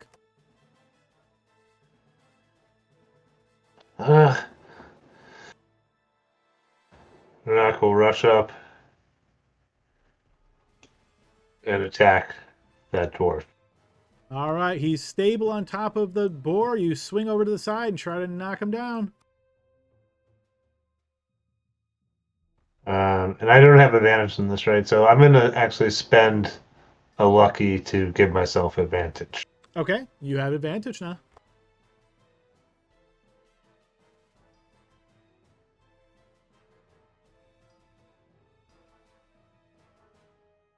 $21 will hit.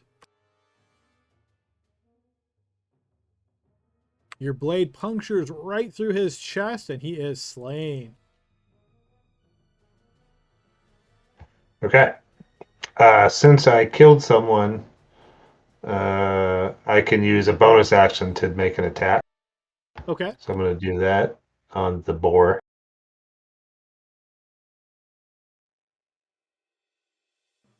Yes, that will connect on the boar. Wounding the boar badly. All right, and then I'll use my second attack to attack the boar. All right, second attack on the boar. That'll hit as well.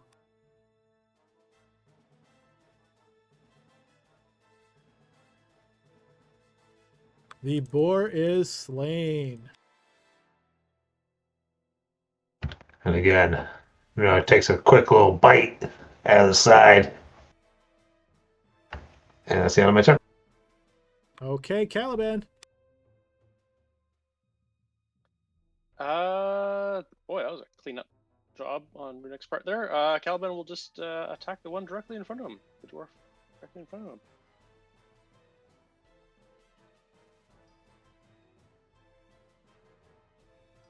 That will miss as he ducks under the arc of your blade.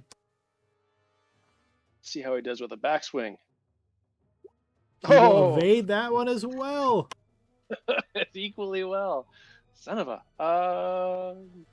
Yeah.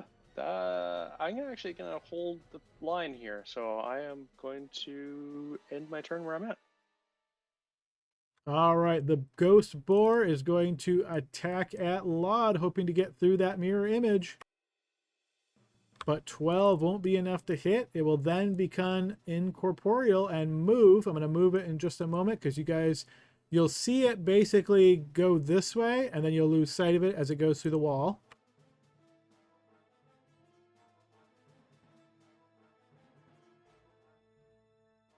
All right, on this one's turn, he is going to... He's going to step up to here, and he's going to attack Runok. He will miss on the first attack, but then critically hit Runok. Runok, I think your special ability comes into play. Indeed. All right, so we take the other number, which is the 15, so I think that's just a miss, right? It is a miss. Since he missed, he takes damage. Sure, go ahead and post that damage as he misses and your Dark Heritage lashes out at him.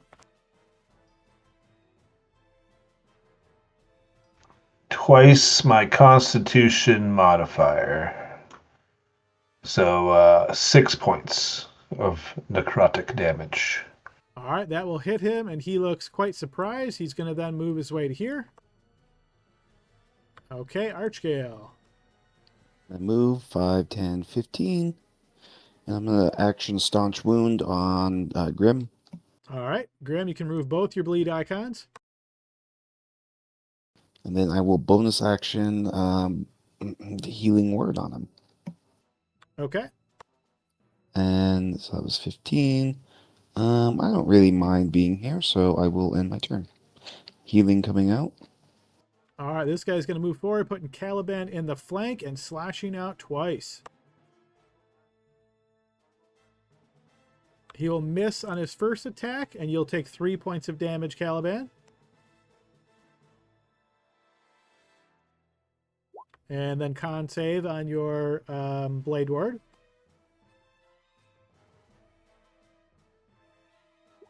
You have advantage, so that will succeed. He then attacks you a second time. This is a 22, which you'll have to roll your Blade Ward to see if that blocks it.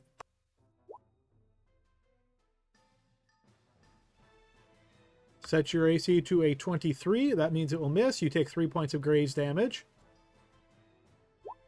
And we move to Laud's turn.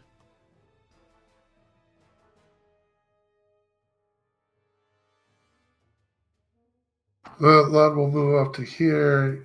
I'll look at this one and Vicious Mockery.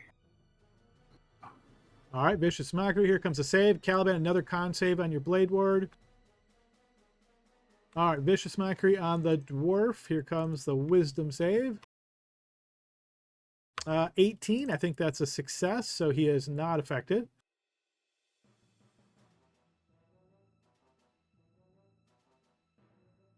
He'll end his turn. Okay, Grim.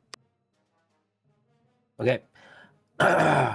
I'm going to move here, and I will attack him with my Morning Star now that I'm not bleeding. Thank you. All right, you step up to the stairs, swing out, and connect. Go ahead and post your damage.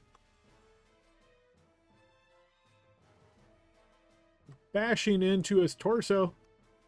I'm gonna bash him again with my shield to knock him prone. No, he stands fast. Fine, eat this. That will miss. He doesn't eat it. I look at my Morning Star like it's broken. Did he eat a fly? Bonus action, second wind. I'll end my turn. All right, Barnaby.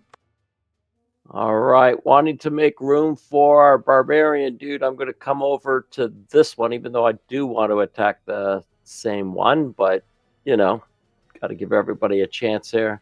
I'm going to go ahead and attack this one here first and see what happens. Yes, that will connect. That will wound him as your blade punctures in. Nice, and this time here it'll be at advantage. That will also connect. Stabbing him again, and he is hurt. Nice. Okay, Glory. Hurt and move. Move to here and attack this one. All right, you swing your halberd down over towards him. That will connect. Cutting into him badly, and he goes into a rage. That will hit as well. Wounding him a second time. Ball strike. Hitting a third time. Smacking him in the arm. Okay, Runok.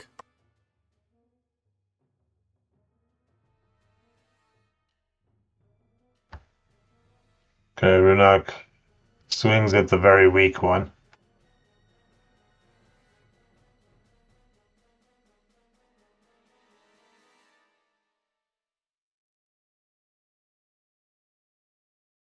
Yes, that will just connect. Oh, okay. That will kill him as the blade separates his head from his body. Okay. Again, since I killed the creature, I'm going to use my bonus action to attack the one in front of me. All right. That will connect. You slash him down his front side, drawing a line of blood. And then I'm going to use my second attack to attack him again. That will hit again. Wounding him once again and putting him into a rage. Gotta hit me, bro. Okay, Caliban. And Runuk's been on the cleanup duty here. Holy crow. Caliban will just keep taking the hits and see if he can dish a little bit out here. Yes, that will connect. Just for a bit. Glancing blow. That will hit as well. Oh, another glancing blow, but we'll sap him.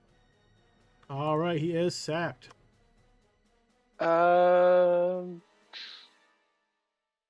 Yeah, I think we've got this. I am going to end my turn there. All right, I am just now remembering that slowed creatures get a new saving throw every round, which I haven't been doing. So I'm going to go ahead and give our friendly Ghost Spore here a saving throw at advantage, because he should have had multiple saves at this point. So he is no longer slowed. All right, it is his turn, so he is going to go ahead and charge through the wall right at Laud. So this is... Reactive strike. Sure, go ahead and make your attack.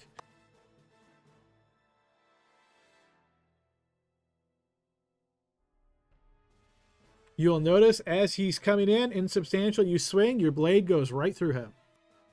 He then becomes solid as he tries to gore Laud. All right, so this is a charge. I know he's got mirror image up, so here comes the attack. That is going to critically hit, so he'll have to do the rolls to see if he cancels that. Oh, actually, never mind. This is not affected by mirror image because he has blind sight. So this is going to connect. So this is a slashing critical. All right, slice and dice, twice as many damage dice as normal, and a 1d6 at just the start, so not a bleed, just one time. All right, so that's going to be 14 points of damage to Laud, and then a 1d6 at the start of his turn. All right, and then we move to Archgale's turn. Is that bleed like permanent? Do I need to staunch that? No, so Laud is just a one-time loss of HP. You can't like prevent it. It just happens once, and then it's over. Okay.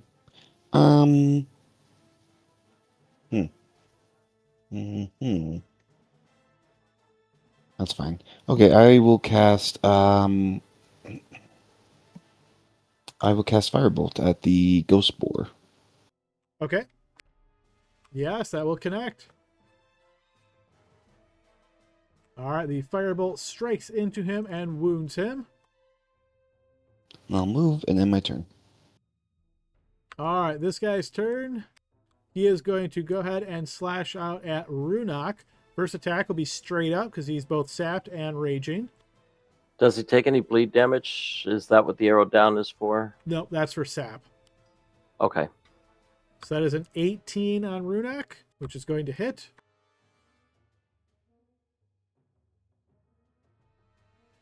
So that'll be 5 slashing damage to Runok. Second attack on Runok. This is now at advantage. 16 on Runok. Looks like that just That hits. is my AC. Another 7 points of damage as both of those attacks connect. All right, top of the next round, Laud.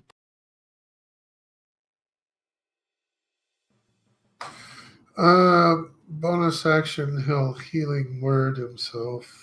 And actually, you know what? I'll go ahead and interrupt this. He is the last opponent alive. He's not going to get another turn. You guys are definitely going to kill him. And we're over break time. So let's go ahead and assume you guys have slain the last of the dwarves here.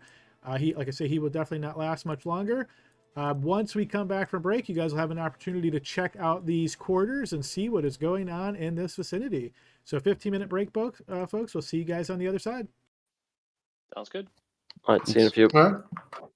Alrighty, team, we are back in session here on the other side of our break. You guys have managed to defeat these opponents inside the Reaver's Cave. We had a couple of last-minute opponents there, the Reaver and the Ghost Boar, but you guys easily were able to overtake them. I don't think either of them would have gotten another turn. So, yeah, we're going to take you guys back to the cave.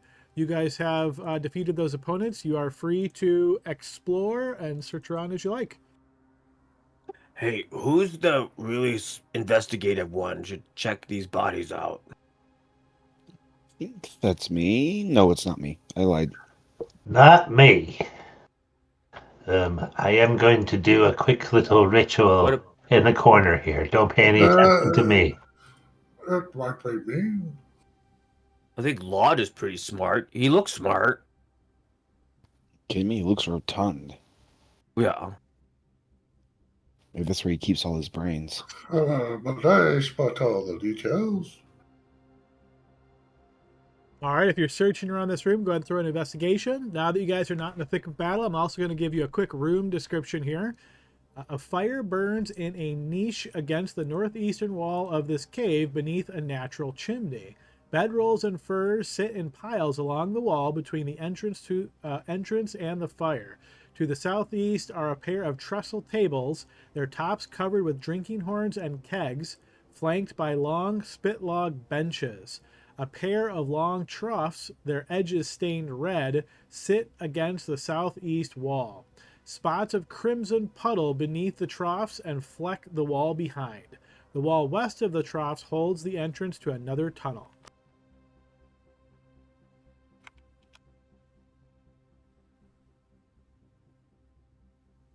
Caliban, as you're making your way down there into that separate room, another quick room description. To one side of the cave, furs lie in a heap between an iron-bound chest and a small fire. A large pile of dried kelp covered in coarse hairs sits against the opposite wall. Tunnels sit in the northeast and southwest walls. Do you guys want to search the those dwarves, especially the one? Loud did the investigation check.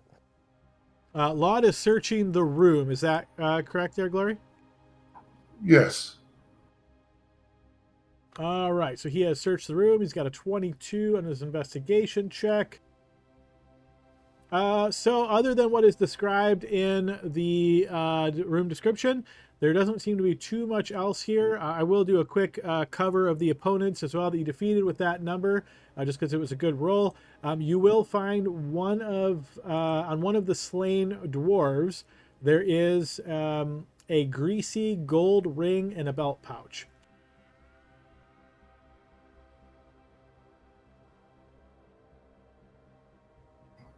What's in the pouch? A greasy gold ring. Oh, I thought you said a greasy gold ring and a belt. Okay. Caliban's gonna see if this trunk is locked. This chest. Lod will pocket the gold ring. All right, Caliban, you're testing the chest, meaning you're trying to open it. Correct. It is indeed locked. If we have anybody who knows how to pick it, how sturdy does it look? He says ironbound, so that sounds pretty sturdy. Oh yeah, between ironbound, yeah. Yeah, I would say it looks quite sturdy. Hey guys, anybody know how to pick a lock or Grim? Do you think you can smash this thing? No, there's got to be a key. Find a key. Who doesn't lock something in their house without a key lying around? Oh, good point. Any keys on the bodies? Has a minute passed? Yes. Well, no secret is safe from me.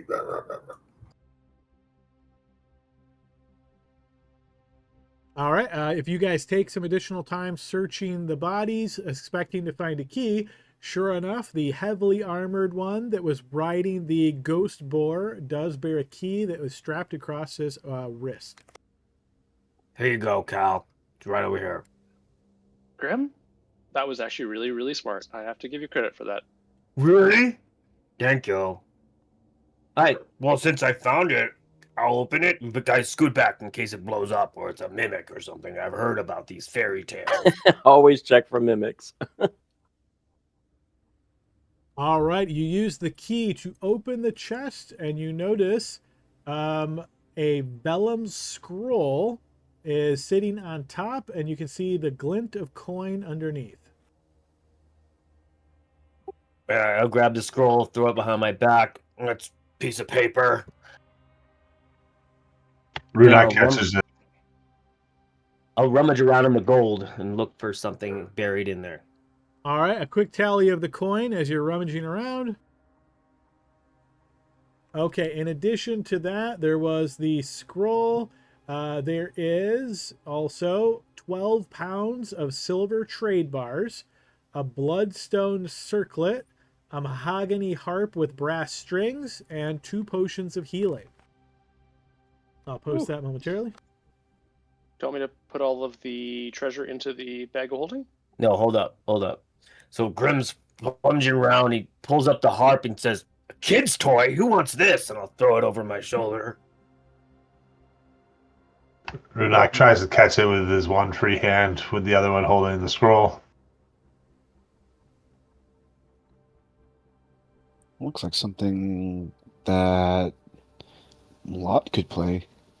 Some of this stuff can be valuable. Don't toss it around like that. I don't have any more hands.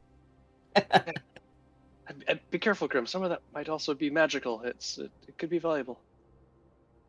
Okay, well, what about this parapet? Is that like what is that? The circlet? What? Yeah, circlet. What is that? Like a crown? It's like a tiara. Yeah. Yes. Tiara. Hey, that's even better. Oh, what, they have kids' toys and girls' jewelry, and he'll throw it up on the back behind him. All right, as Grim is looking through those things and the rest of you guys are just kind of scanning about the room, you'll notice over here on top of the crate, there is a scroll of tanned humanoid skin.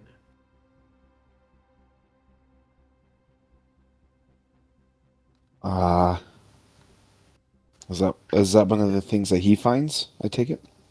It's on top of the crate, opposite of where Grim is, so whoever might be looking over there. It's nasty, but you should probably still read it though, just to see what it is.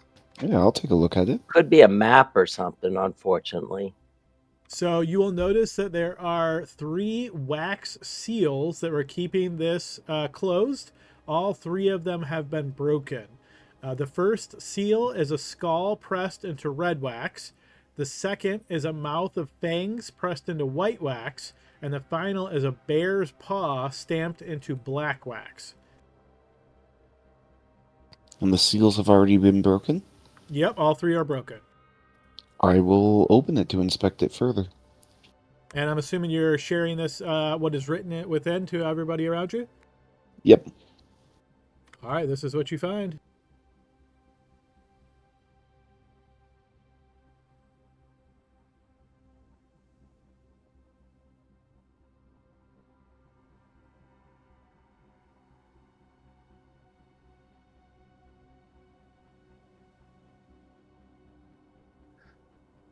Well, that doesn't sound good.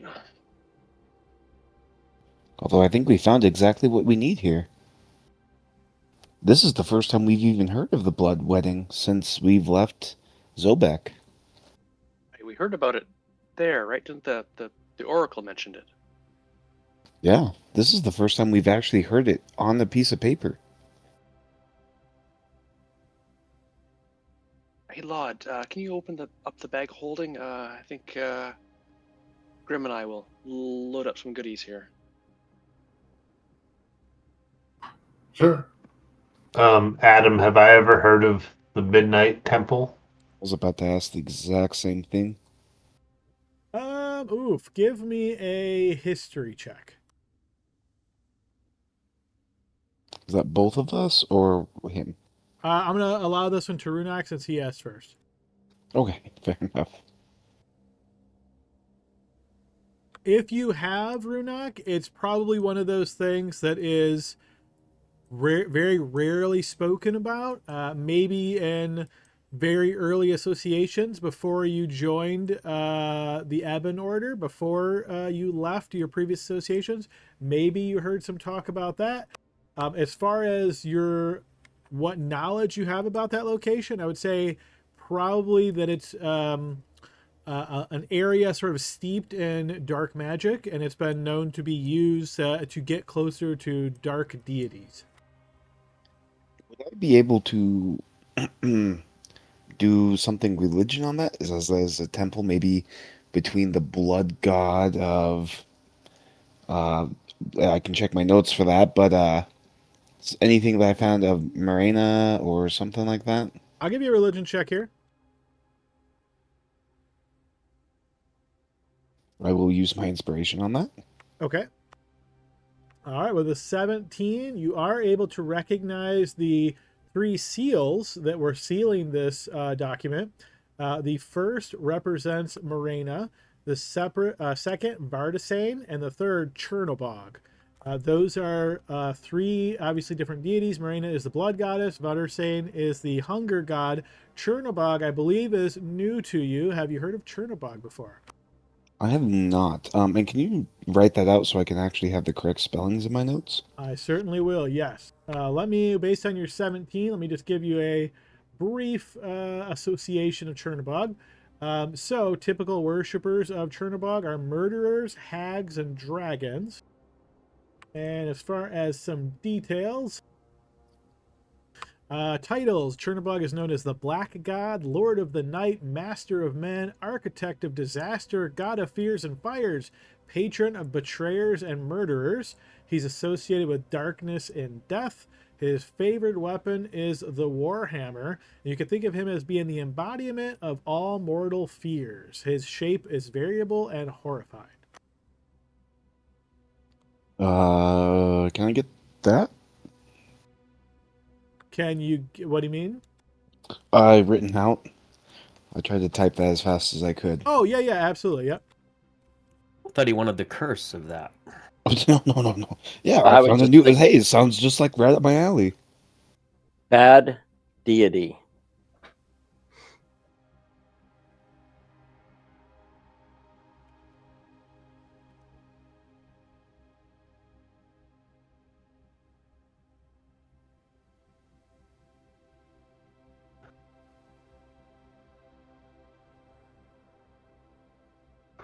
This joining needs to be stopped.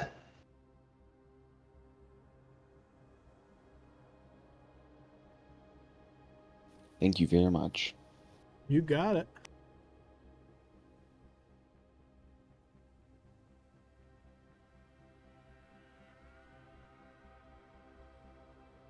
All right, so that is what you guys have found so far in this chamber. Any other discussions, or what are you guys planning to do next, or places to search? What else? Is there, as I'm putting the coin in my hands and Callie's opening the bag, you think there's a false bottom in here? Like a trap? Not a trap, like a secret place in this chest? Let me have a look. Feel free, get a check. Two potions of healing. Does anybody want them, or should I put them in the bag? We should hand those out, especially when I'm not able to heal you. I might take one. Not right now, but it could help me. Take it now, Runok.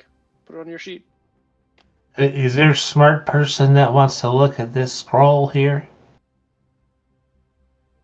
Which is it? The one I just looked at, or a different one? No, the one from the chest. We probably want Laud to look at that based on I mean, I can. I'm not proficient in anything Arcana, but I can. Okay. I can't make heads or tails of these things. Here you go. I think I should be fine. You want to look at it? All right, so you take this vellum scroll, Laud, and you kind of examine it.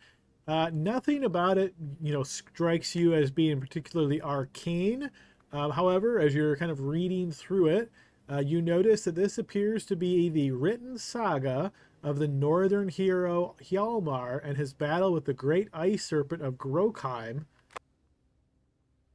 And it sounded like there was going to keep going on, but that's at Grokheim. Do you know what this is, guys? A No. scroll.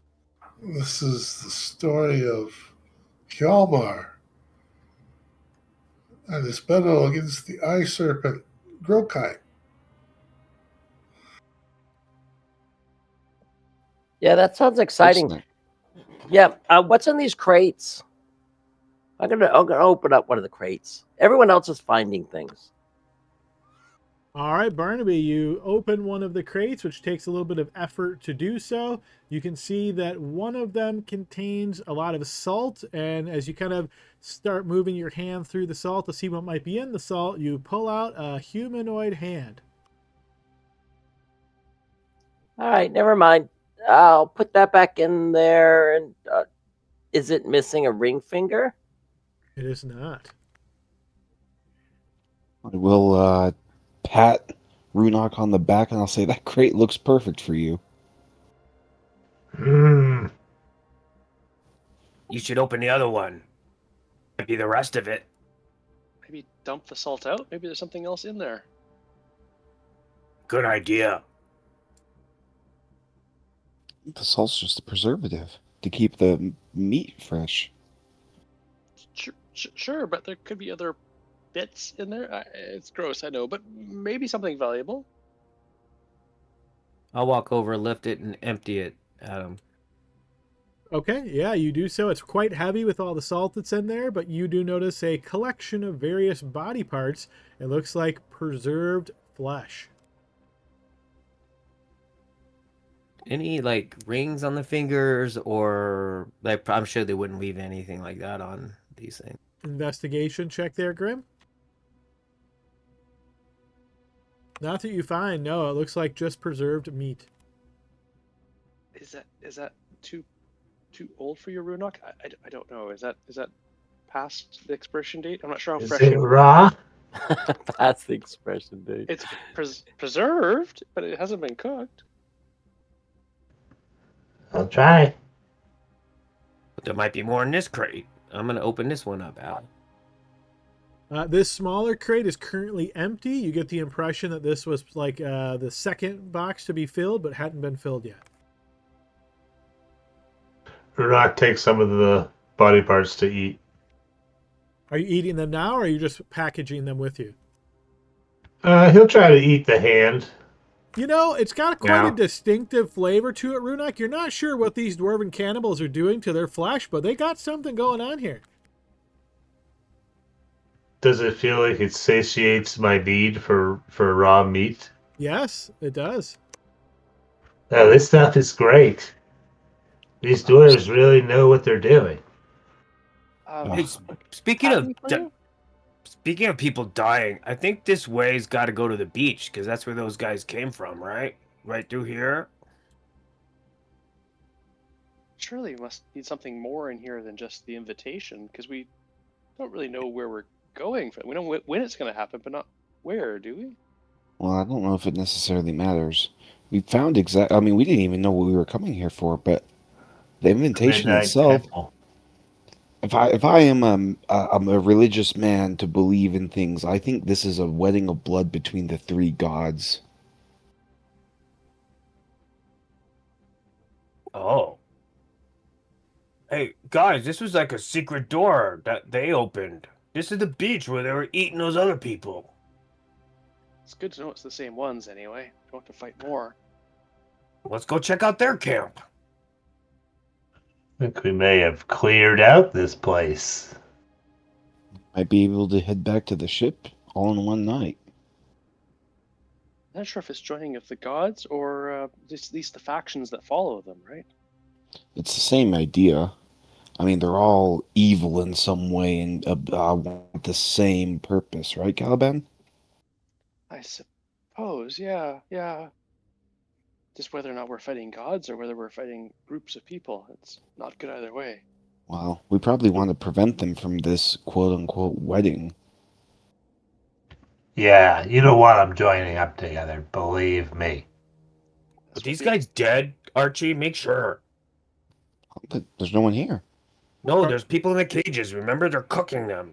Oh, There yeah. are 3 corpses. Yeah, you know without a doubt, Archie. These folks are dead and have been dead for quite some time. Burned alive, most likely. He's dead, Jim. Grim. He's dead, Jim. Before you ask, there are 2 cooked for me. I'm not a miracle worker, Jim. But do they have anything? Are they still clothed or anything? No, they are completely stripped of clothing. It looks like they were prepared for cooking. And this looks purely like cooking, not a ritual. Give me a religion check. You got it. You see nothing ritualistic about this, just disgusting. Yeah, they're just planning on eating these. We're not. Have at it. I don't want to look though. Gross. No. They're too well done for my liking. I don't even want to know that. Yeah, on that unnerving note, let's go back inside. Well, we kind of got everything we need. I say we should go back to the temple with Jagada and show her this note we got.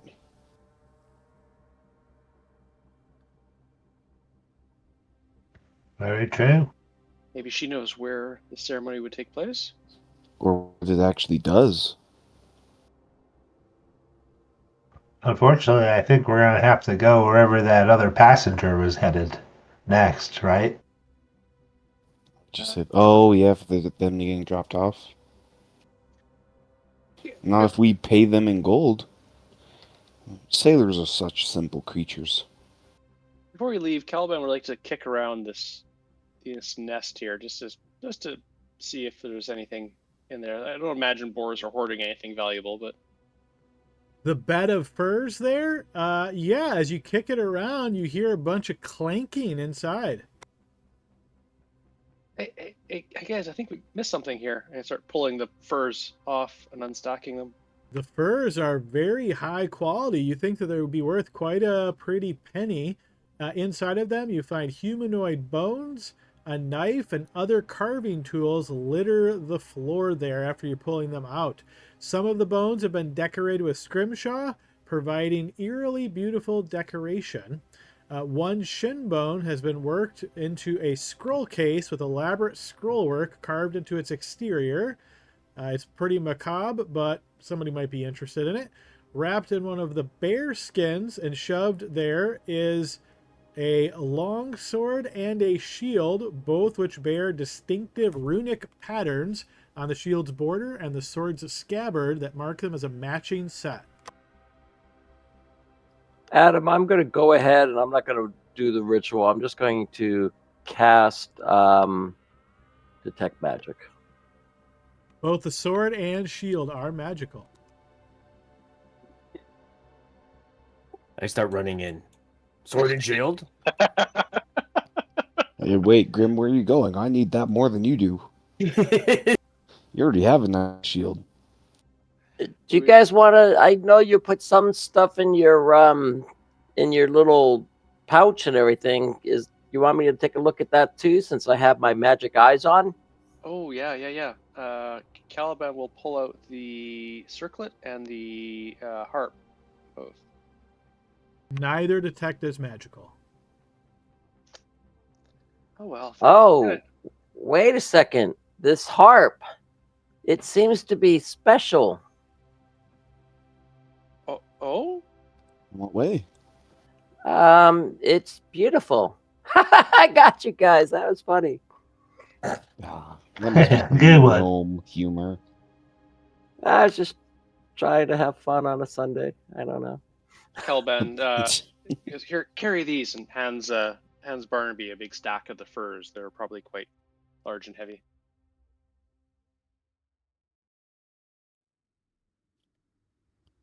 Will those fit in your bag of holding? The furs will not, because they're very large. Perfect. Yeah. Might be able to throw them on the little boat. At least maybe one or two of them. Nothing else. They might be good to sleep on in the hammocks.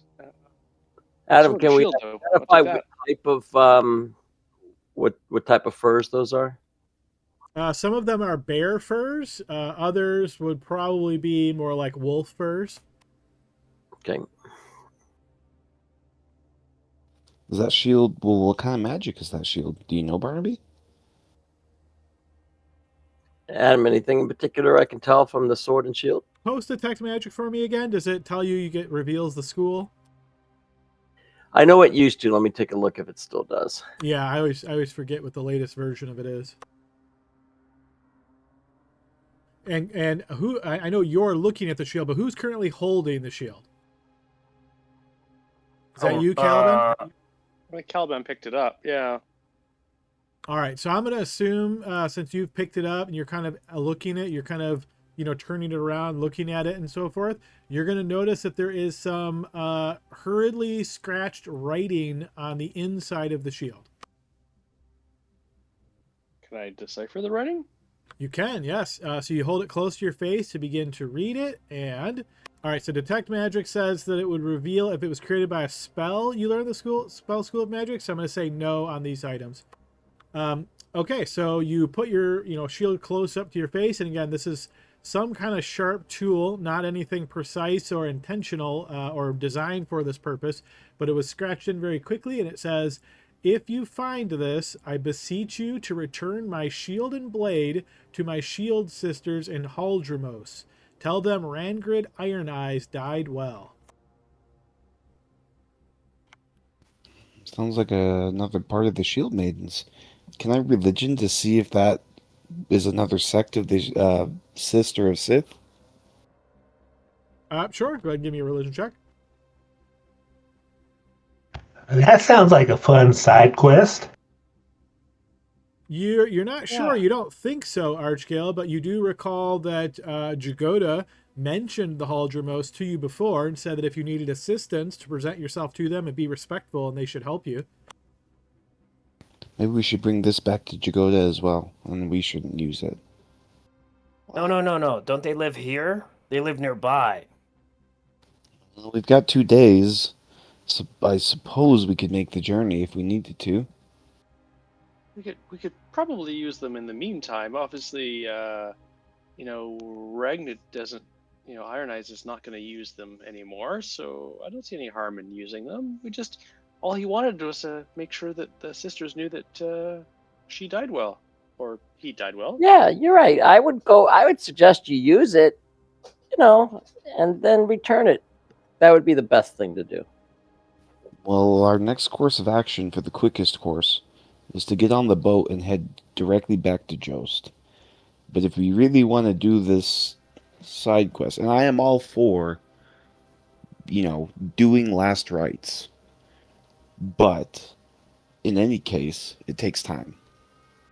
Do you know where Hadromos is? I know that Jagoda mentioned it and said that we could find help there. Oh, I missed that. Oh, good. Okay. Yeah, let's take them along with us anyway. We'll figure out on the boat.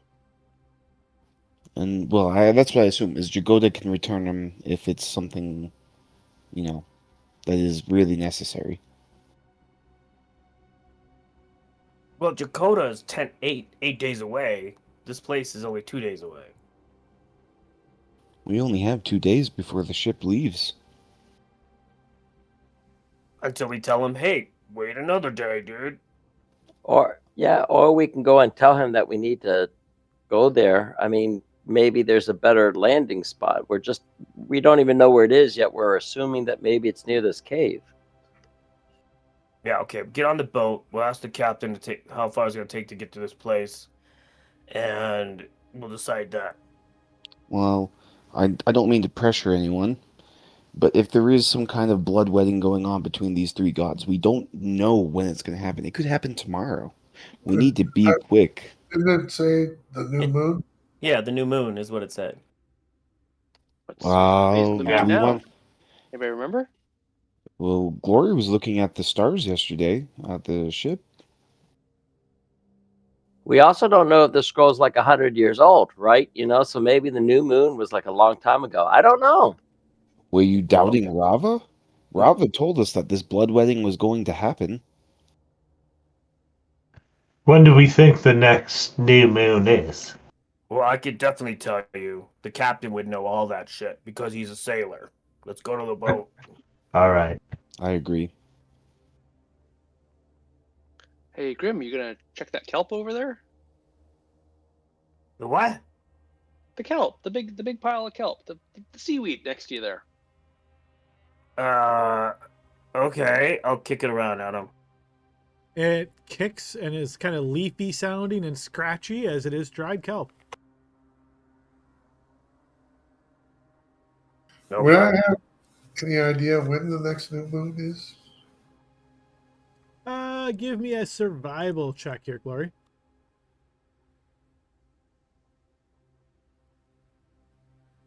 $20-ish days from now, an approximation.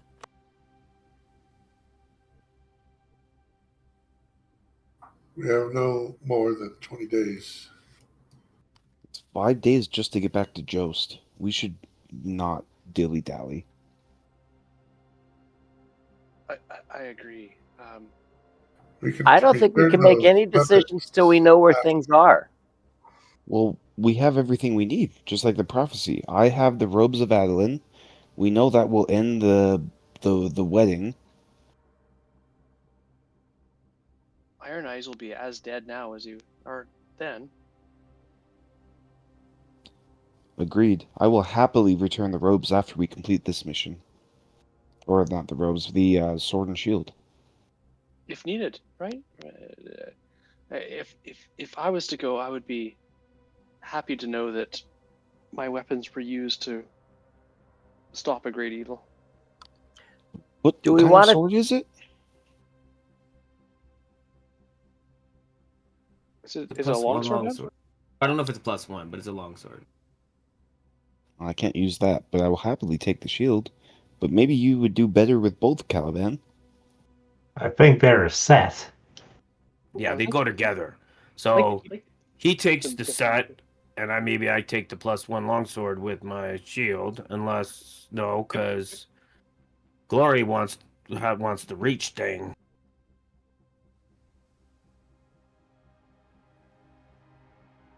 Oh, start rowing. Adam, I'm going to look in this other boat. Do I see anything of interest? Just glancing at it, like what kind of condition it is or anything like that. Go ahead and give me a perception check here, Barbie. It looks to be in pretty good condition. You're going to notice that there are some barrels and crates inside. You notice that there are heavy crossbows near the back of the carve. That's the type of ship that this is, a carve. And you can see a stack of crossbow bolts. These guys were criminals, so there's probably good stolen shit in there. Let's open those crates. It'll take us 5 minutes. Come on, Barbie. Okay, but if I find more hands, I'm not taking those, no matter how fresh they are. Adam, I'm going to open up a crate, just kind of see what's inside. Did you say there's more hands over here? All right, as you scour through the stuff on the carve, you will notice that there is provisions here. It looks like it was provisioned for a crew of 10. There's enough water for 3 days and enough rations for a week. If you don't share a taste for humanoid flesh, then you only find palatable food for 3 days once all the questionable jerky is discarded. And again, 6 heavy crossbows, 60 bolts in addition to that. I am leaving before it gets nastier.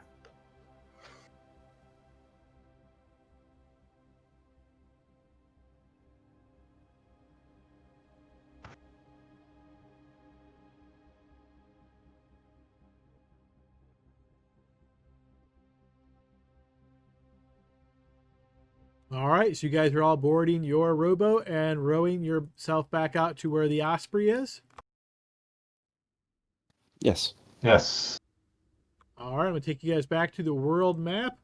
Quick little fun side note, there was actually a magical trap on that carve, and had you tried to take it or move it, you would have had an interesting little encounter there. But nonetheless, you guys bypass that. You find yourself back out on the world map here. So doing a quick glance at our world map to give you an idea of where things are, you will notice on your map that there is Huldromos up here. I also want to remind you guys, I know it's been a little while since you spoke with Jagoda, and sometimes it's difficult remembering all of this stuff. But one of the questions you asked her is what you should do when you get to Reaver's Cave. She said, whatever you must. Reavers live and die by the blade. If you kill them, they will likely thank you for sending them to Valhalla.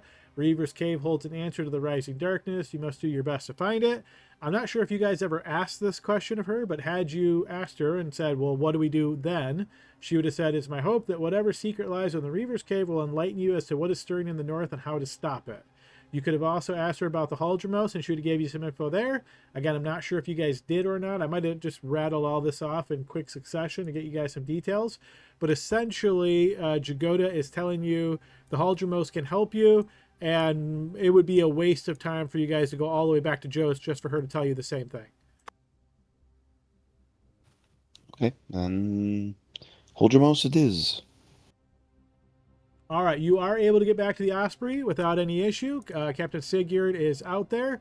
You guys return to the Osprey and let him know that you want to make your way to Huldromos. He doesn't seem too shocked by this. You get the impression that Jagoda probably filled him in, at least tentatively, on which direction you guys would likely be heading. And so what he explains to you is that Huldromos is inland, so he can't take his ship to Huldromos. But what he can do is he can kind of go this way and then kind of go in this little bit of an inlet, and he can take you to a location, and I'm going to get the name for you. But it is think of it as like a small village in these marshlands. It is referred to as Marsh Hollow. He can take you there and drop you off, and then he will also let you know that getting there is going to be a few days travel, maybe 4 or 5 days travel, depending on weather, maybe closer to 3, depending on that. And then once he drops you off there, he will let you know if you want him to wait for you, he can do so in nearby Wolfheim, which you see on the map there. He said he can wait there for a while for you.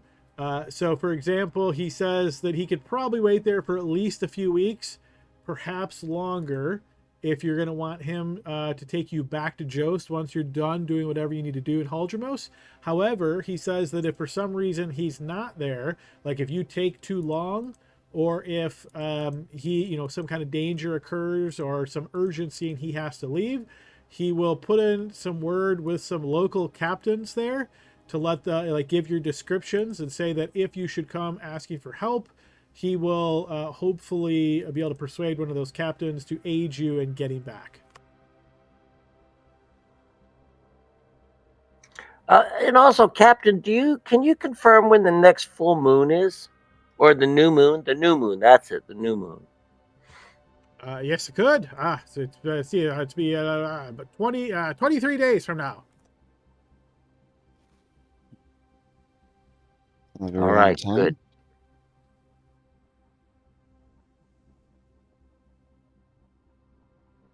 I'm going to tell him about the boat that was in there, but I won't tell him about the DM saying, that there's a mystery creature there or something. And surprisingly, the captain is not interested in that boat. That's good. All right, guys. So you have a journey to take you from Reaver's Cave to Haldremos. Again, this is going to be quite uneventful, somewhat boring, as you guys sail this area and make your way to Haldremos.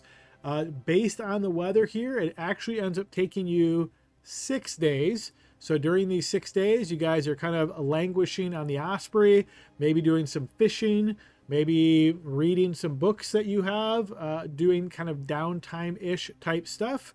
And then ultimately, he does manage to get the boat close enough to this location. So you kind of come in on an angle, in a sense, the way you're coming in, and he points to you where Marsh Hollow is. He can take his vessel kind of close, and then he'll put the rowboat ashore or aside to allow you to row up. Yeah, Archgill. 2 questions. So if it takes us 6 days, I just want to confirm that would be 17 days for the new moon. Correct. And then the second question I have, long rest? Question mark. 6 of them. Yep. Oh, I will happily take 6.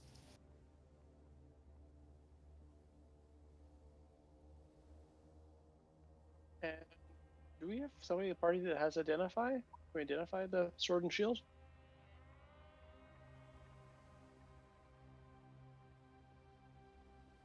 Wait, I do not. If I do anyone, not. it might be Laud. But I will tell you that in case I did take comprehend languages last level. So You can try to attune to them. Don't you No learn all the identify. properties? Does Loud have identify there, Glory? No. Well, if we take it to the Holdermuth Temple, they'll know exactly what it is and tell us. It's true. not that it'll matter because we'll wind up giving it back to them, but that's okay. They might not. True that. All right, guys, I'm moving you to a new map. This is an overland map representing the area that you're heading to or you're getting there now. So what I'm going to point out to you guys here is obviously this is the way the vessel came in. Once you got to roughly here, you had to take the rowboat and kind of make your way up the actual river. That probably took you another 6 hours or so, and then got yourself into Marsh Hollow. This dragon pin indicator is what's going to mark the position of the party. So as you guys move around, that's what will mark your position. to give you a rough idea of distance, I'm going to actually reveal this as well. So there's your scale to let you know how far things are. So hopefully that gives you a little bit of an estimate. I don't know that they've got this built in. Well, they do not. But you can get a rough estimation using this scale here for how far away things are. As you arrive in Marsh Hollow, you can see this is a very simple village alongside the river. There's not much in the way of shops or anything fancy here. Think of this as a fairly small village. There's a little bit of accommodations, like there's a local tavern. There's at the tavern they have some places you could rent to sleep. Like actual few rooms, and then mostly like haystacks that you could rent, sort of in a stable. But this is in a very marshy area. So think of what you're looking at as wood buildings, a lot of like wood stilts and wood walkways. They have to be built elevated because there's water or loose ground almost everywhere. So basically once you step off of your rowboat, moor it to the dock here in Marsh Hollow, everything you're walking on is like wooden walkways.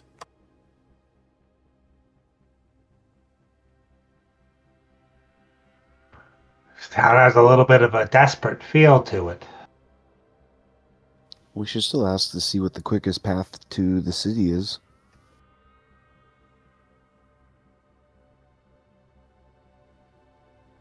Maybe Lodge should do that?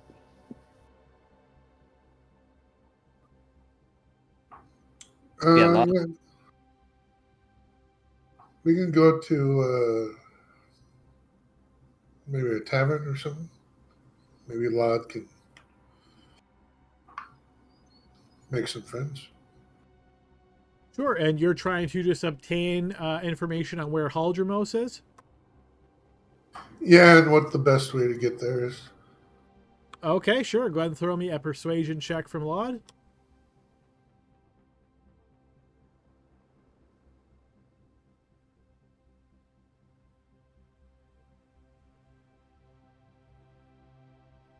So you will be able to learn just by kind of casual chatter that Haldremos is northeast of Marsh Hollow. I'm going to go ahead and reveal that on the map. So that icon there represents Haldremos, the actual city itself. So keep in mind the region is known as Haldremos, and then there's actually a city of Haldremos. So that is the city itself. As far as the best way to get there, Laud has a bit of a challenge, because basically you're going through marsh area, and that's going to be difficult. He would overhear a couple folks kind of tell him, like, yeah, you're going to need a boat, or you're going to need some other way to make your way through. It can't be a big boat. It's got to be small enough that you can kind of pick it up and lift it once you get to an area that isn't as solid or isn't as liquid, I should say. You can like row, you get to a spot then where you want to keep going, say north, but it's land. So instead of rowing far away, you would pick it up and ford it maybe 100 feet, 200 feet, 300 feet, something like that. Put it back in the water and continue on your way. They will point you to a local who says that the person Laud speaking to says the local can either pilot a skiff for you themselves and take you there, like they will actually pilot the skiff, or they can sell you a skiff and then you guys would be on your own for piloting it. They explain to you that the standard skiff is only large enough to hold 6 medium creatures. I'd return to the group and explain that. I think maybe we should hire a pilot. I agree. It will take the least amount of time. It sounds like we may have to hire 2. Well, we got Yeah. small, 6 medium. We got two small at the very least.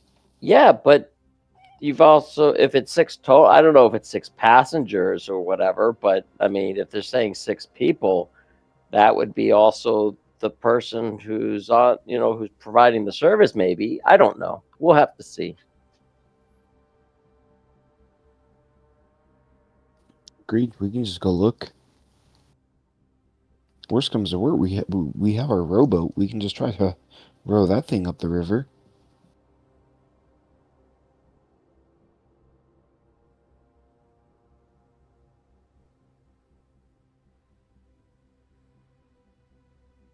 Also, I'm technically a medium size. But let's see what I don't know how that these works. guides want to charge. Yep, let's go find out. I'm not sure if anybody's referring to Laud as small. I was about to say, he's a small creature, large size. No, I'm just surprised that our halfling wannabe is considered medium. So based on that 10 persuasion check from Laud, the best deal you can find is someone, one of these locals will sell you a skiff for 300 gold pieces, or they will offer to pilot it for you for 25 gold pieces per day. How many days would it take? We got a ton of money just from that cave. Yeah, we can Done. afford that if, yeah, be a smart move there. As far as how long it will take you to Yeah. get there, the locals will estimate that it's approximately 3 to 5 days, depending on how things go.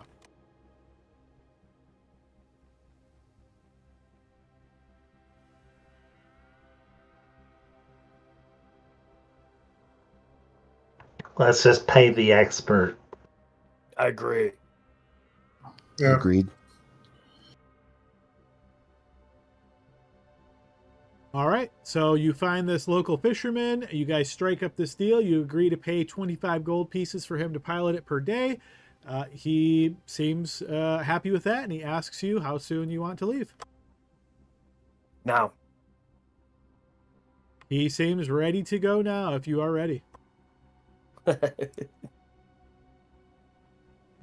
I think so, right? Does anyone need No. anything from the town here? I've got some frozen and preserved limbs now, so I'm pretty good to go. We should get you a barrel of salt so you can just put the parts of our kills in there. And No, yeah, we gross. shouldn't do that. No. Likewise, that's gross. Disgusting. He's our friend. We gotta take care of his dietary needs. Well, I will agree. Runok has grown on me. Yeah, but I'm not getting a Yeah. barrel full of salt. It's still to an take care of that. abomination. No. Mm-mm. Grim likes watching him eat. It's funny. I've got some sharp teeth, that's for sure. Yeah, I say we go now, yeah. All right, you guys set off from the town of Marsh Hollow. I heard you guys say take the river, but the expert is actually having you go through the marshes. So basically what you're doing is trying to almost do kind of a straight line like this. All this terrain you see here is representative of the marsh. So a lot of this area is just very marshy. So you're kind of going kind of like this, probably like that as an estimation of the direction that you're heading. You guys travel for first one day, getting a bit of distance, probably getting to about here or so in a day's travel. This travel is somewhat boring, kind of like the ship, right? You're on the skiff. Think of this as the guy in the front who's piloting. He has this long pole. He stands high up, and you guys are all kind of sitting down, and he's using this pole to move the skiff along the way, doing the best he can to navigate it around the marshy area. There's clumps of heavy vegetation in certain areas. Occasionally that gets kind of all caught on the skiff or caught on his long pole, and he has to go through and cut it off. It takes a moment to clean it up and then kind of moves again. You're definitely noticing quite a bit of wildlife in this area. Think of snakes of various sizes, occasionally seeing alligators. It seems like this area should be too cold for alligators based on those of you guys that are maybe more nature based, but sure enough, they seem to be here, and it seems to be a very thriving kind of ecosystem. It's during this second day of travel. You guys are still moving through the area here of the wetlands, marshes. So again, the pilot, he's kind of more towards the rear of the skiff. I don't have a special skiff token, unfortunately. So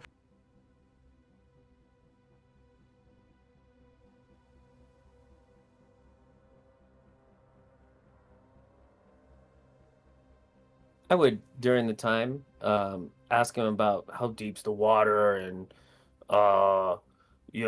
doesn't look very deep, but what's the deepest you think it is? Probably about 10 feet or so down to these different places. You never know. Sometimes you hit a hole and it gets deeper, but mostly just 10 feet. Cool map. All right, so think of this as you guys are kind of coming along this way. You hit a piece of land. You got to all have to disembark from the skiff, pick it up, and bring it over here, set it back into the water. And once again, you kind of start moving along the way. Archgill.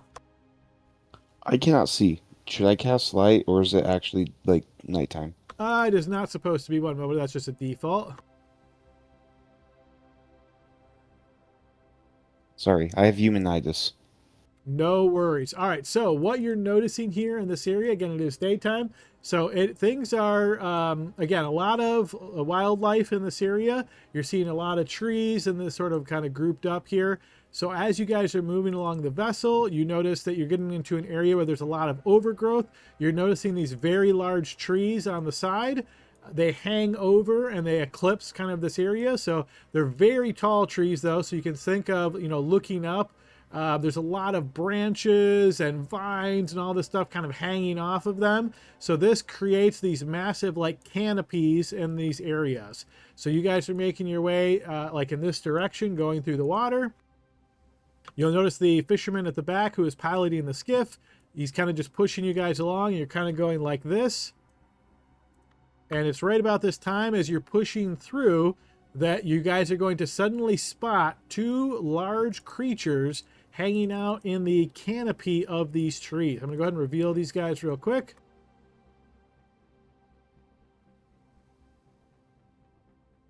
All right, so hopefully you guys can see kind of shaded view of these trees. That's to represent the overgrowth area. And these large creatures, if anybody has proficiency in nature and wants to make a check.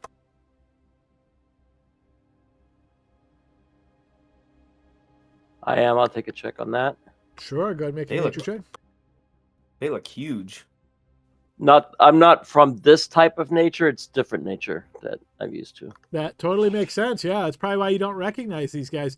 Yes, so you're not quite sure what these are, but just on a glance, they certainly look like some type of large, if you had to guess, you would say primate, perhaps. And as you guys are kind of moving slowly along the skiff, as the fisherman's using this pole to pilot you guys along, you'll notice they both start swinging down and heading right for you.